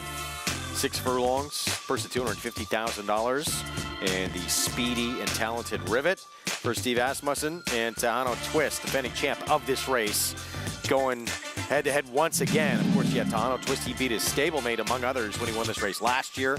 This is his King Cotton runner-up finish, last time out behind Rivet's stablemate Skelly. Yeah, I mean, he's not going to get the supersonic pace in all likelihood he's gotten, which helps his chances, but it's not as though he needs help to run his big race, and this is a horse that has run a lot of good races. He's an unusual, a lot of the best sprinters are horses that are more forwardly placed, but in history there have been some great sprinters that closed, like Honorable Miss going back some years. So he's a neat horse running here, but contrasting running styles for he and the other co-favorite. Chris Landeros will be in the irons for the Chris Hartman barn, and the main rival he's got to deal with in a Whitmore on Saturday, that is Rivet, who came back really better than ever in his 4-year-old debut. 99 Beyer in a victory at Oaklawn, where he is 4 for 6. Yeah, and his last race, he's a horse that really sort of flashed it early in the year. Last year he kind of tailed off a little bit, but this race at Oaklawn was a very fast race, and a race that could really, I mean, if he can keep running races like this or even build on it for a trainer in Steve Asmussen, who, forgetting all of his success, one of his great qualities as a trainer is improving horses as they get older. You think of a horse like Gunrunner, and he's not an isolated example. If he can keep running races like that, he could have a very big year. I'm a fan, and I see those Silks, and I always think of one of my favorite horses, Matoli, who was a Met Mile winner, Breeders' Cup Sprint winner. He could have been Horse of the Year as opposed to Bricks and Mortar, and I say that as somebody who was very close with Bricks and Mortar. Maybe if he hadn't lost to Vanderbilt, who was on a dead rail, he might have been the Horse of the Year that year. They both had great years. Matoli had a tremendous year, winning a number of the biggest races, the Forgo, the Met Mile, the Breeders' Cup Sprint. He was a tremendous horse. That Met Mile that year, that was one of the most loaded Met Miles in a long, long time. Thunder Snow, who had run in the Dubai World Cup. McKinsey. And everybody's talking about McKinsey's bad trip. Nobody handed that win to Matoli. And he was going a mile, and the mile was probably more McKinsey's wheelhouse. McKinsey had won the Malibu at 7 furlongs. And to me, Matoli was a deserving winner that day and a truly great talent. Earlier on the card on Saturday, Purple Martin, 4 3-year-old fillies, and pretty interesting Minnesota bred, who has lived up to her billing, stepping outside of Canterbury in Shakopee and continuing her winning ways, and did so in the Dixie Belle last time out. She's now 4 for 6 for Mac Robertson. Yeah, you like to see horses that are coming from different jurisdictions, right, running in these races and different breeds. As Richie likes to say, a good horse can come from anywhere. And she's obviously been in good form. She draws very well on the outside, and she's gotten perfect trips in her recent starts. And it's worked out, but drawing the outside post may well work in her favor again for that situation. I'm interested to see what some others do in here. The one didn't get a favorable post draw. If you like gallop outs, check out the gallop out in Extreme Smoke Show's race last time out. She's the number 2 in here. She'll run by everybody. And I also think the number 5 is dangerous near as well, Esternia, who finished behind Extreme Diva, but I'm not sure she didn't run the better race. That one for Randy Morse. That is coming up on our Saturday coverage. What about the 3, Brooklyn Drew? He might just boss them all the whole way. Gate to wire, second start of her career, and that was her dirt debut. It was a race that was meant for grass, came off at Fairgrounds, immediately took command, and then just drew off from the field. Yeah, and I mean, that's a race. I know it was an off-the-turf race, but you look through it, and 4th was a first-time starter, ran 10 points higher, albeit at Delta Downs, where sometimes what happens at Delta Downs stays at Delta Downs. But she ran a very, very fast race in here, much better than her turf race. And as an Army mule, no surprise that she's proficient on the surface. It's been sort of an underrated sire. She may just be the speed of the speed. And it's interesting, you've got the experience, and she's these people really fall for the Brooklyn Drews of the world, so she could be an underlay. But she also might just be better than these horses based on that race. As you say, giving up a lot of experience in this field. And obviously, huge class tests, a lot better horses she'll be facing. We'll see if she's that good. That's coming up again. Race 7, Saturday, 4:10 Eastern time. So we will have it for you on a fun card on Saturday for both Oaklawn and here in New York at Aqueduct. So we get to the final race we're going to bring you on our program here, this 9th, the feature. You can follow along, see how the card closes out on NyraBets.com. That 10th race is an Arkansas bred maiden special at 6 furlongs. We start with watching Ready on the subway. What's that? You'll be watching on the subway. I will. Here's Ready Shoes at 32-1. She's my long shot, or he is, to get a piece of the action on the turn back. I think he's an overlay. Holus Bolus, 27-1. This looks too slow. Why is this horse a shorter price than the 1? Ask yourself that. Hit Scene for Corey Owens. I thought a horse that could be forward, but may have to deal with some other speed and a talented one in Midnight Taxes. It was good on a wet track 2-back. Stuck in Snow, I thought intriguing at 9-1. Yeah, not impossible in here. I agree with you. Midnight Taxes, you had mentioned for Chris Hartman. I like the turn back on this one, though Chris Hartman, not good turning back at Oaklawn Park, just 4 for 44 from a route to a sprint. Speed, cutting back, has sprint speed, though, as well. Here's the 6, Shea Whiz. Or Cheese Whiz, depending on who you ask there. Yeah. I like the play, just doesn't look good enough. I'm an Oak, big number. Yes, and looks like should be a big number. The one to beat with the rider we just had a feature on, Francisco Arrieta, 20 to Park. Yeah, I'm very curious to see what he does. His debut was good. He runs back to that one. They're all in trouble. Been favored each of his first 2 starts. He went long, start number 2, back to sprinting today. Yaqui Valley for Mike Maker. Yeah, I mean, I always respect Mike Maker, but this horse would have to get faster or hope the 8 doesn't show up. And Hess won first time out and then had a poor break, start number 2. But neither of those races were relatively fast on figures I look at. So 20 to Park, 2-1 favorite. It was a big debut. It was on a muddy sealed track. Paulie, what do you think? It's a tough read, right? I mean, the way the horse won first time out, being a son of Speedster, who is about almost 17% on wet tracks too as well. But just the way that, he won first time out. I understand he went a mile and 16th the last time, but if he just regresses a little bit off this effort, he still wins this race. I mean, he was just dominant that day, and kind of the word was out. I mean, the horse was bet down to favoritism. Then they bet him to even money going a distance of ground, and Matt Sherrier goes, you know what? One-time experiment, let's go back. But even that one turn race is not bad with the 63 buyer if you're reaching out for some other horses in here as well. So definitely the horse to beat at 2-1. 2 other horses I'm going to talk about is, how does this pace, play out? I will say this first, though. I think the 6 Shea Whiz is a horse that is getting better with blinkers, and I actually included that horse in my late pick 4. I think that horse got a big shot, but we need to figure out who's going to get to the front end. Now, Midnight Taxes is fast and hit scene. Now, Corey Owens, he breeds speed, and this horse did go gate to wire. Then he tried a deeper company last time out and could not get to the front end.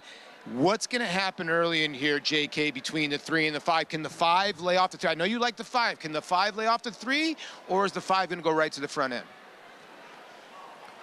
Well, I mean, I think the 5 can do both, which is kind of a nice little trick with the 5. If you look, going a little bit longer, he can make the lead, which means that making the lead going longer, he's obviously traveling a little bit slower, so potentially there's an opportunity for him to kind of ration that speed a little bit. The thing with Midnight Taxes is that if you look at both of his last races, and we'll go with the sprint race 2-back, he ran extremely well. It was his lifetime best that day. A horse has come back and won out of that race. 3 horses have come back and run second out of that race, and another 3 have come back and run third out of that race. So a very, very key race in terms of horses running well out of that. The horse that won came back and ran like a 40-point faster Beyer speed figure. I just think this horse is going to run much better getting back to sprinting. And even that route race last time, there's been one horse that came back and won and ran 16 points faster. If Midnight Taxes can run one of those 2 races, specifically that sprint race 2-back, I think he'll get his picture taken.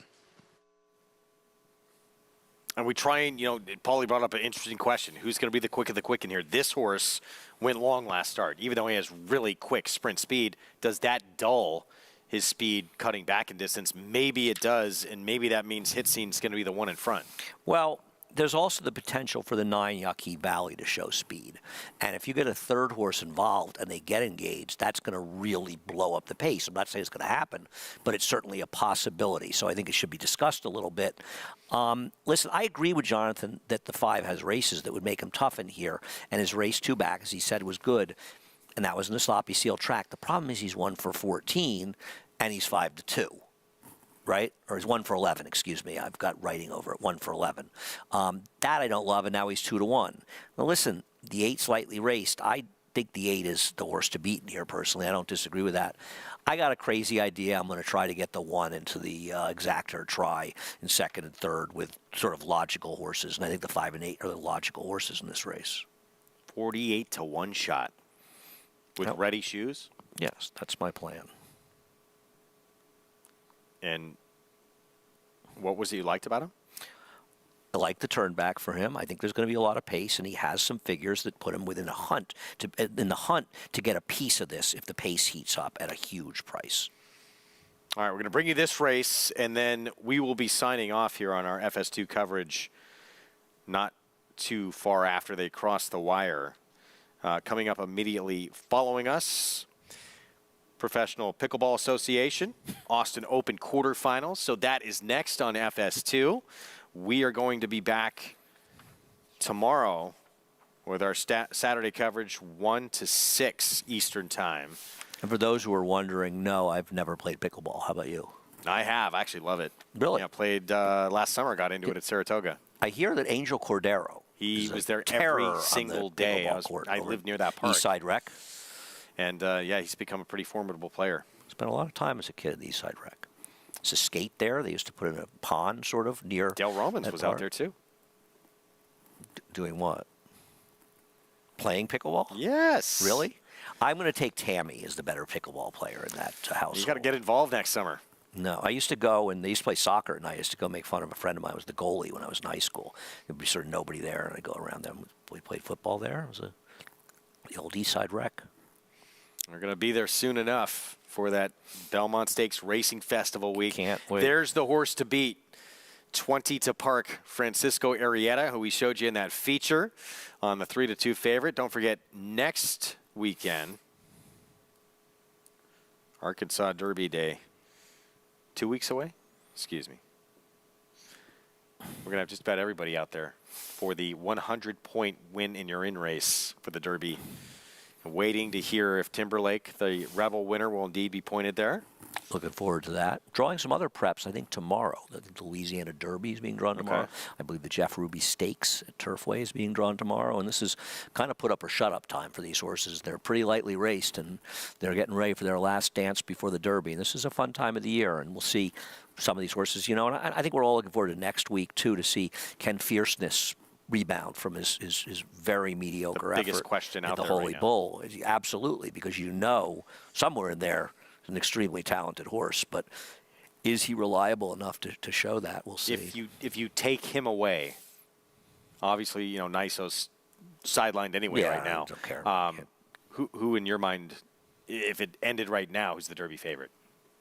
Preps, we're done. can't answer it. Too early. Yeah, I don't want to get into that question because these horses, I mean, Sierra Leone's So much lightly can raced. change. You need to see, can Dornoch get faster? Can Sierra Leone get faster? Do I trust Timberlake going long? Can he get faster? Because they all have to get a little faster. Someone's going to get faster. That's for sure. I want to see these mile and an I want eighth to see races Tuscan as well. Sky in tougher competition. Deterministic. Yeah, I want to see him. Who ran a huge number. If you look at sheets and a big number of buyers, he's talented. But you got to see him again. He's run 2 times in his life. 20 to park. The 8, Francisco Arrieta, the favorite here in this 9th from Oaklawn. Here's Matt Dinnerman. Waiting for Hess.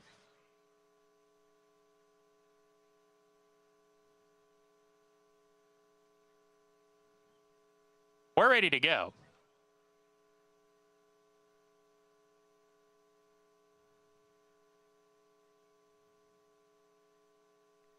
And let off.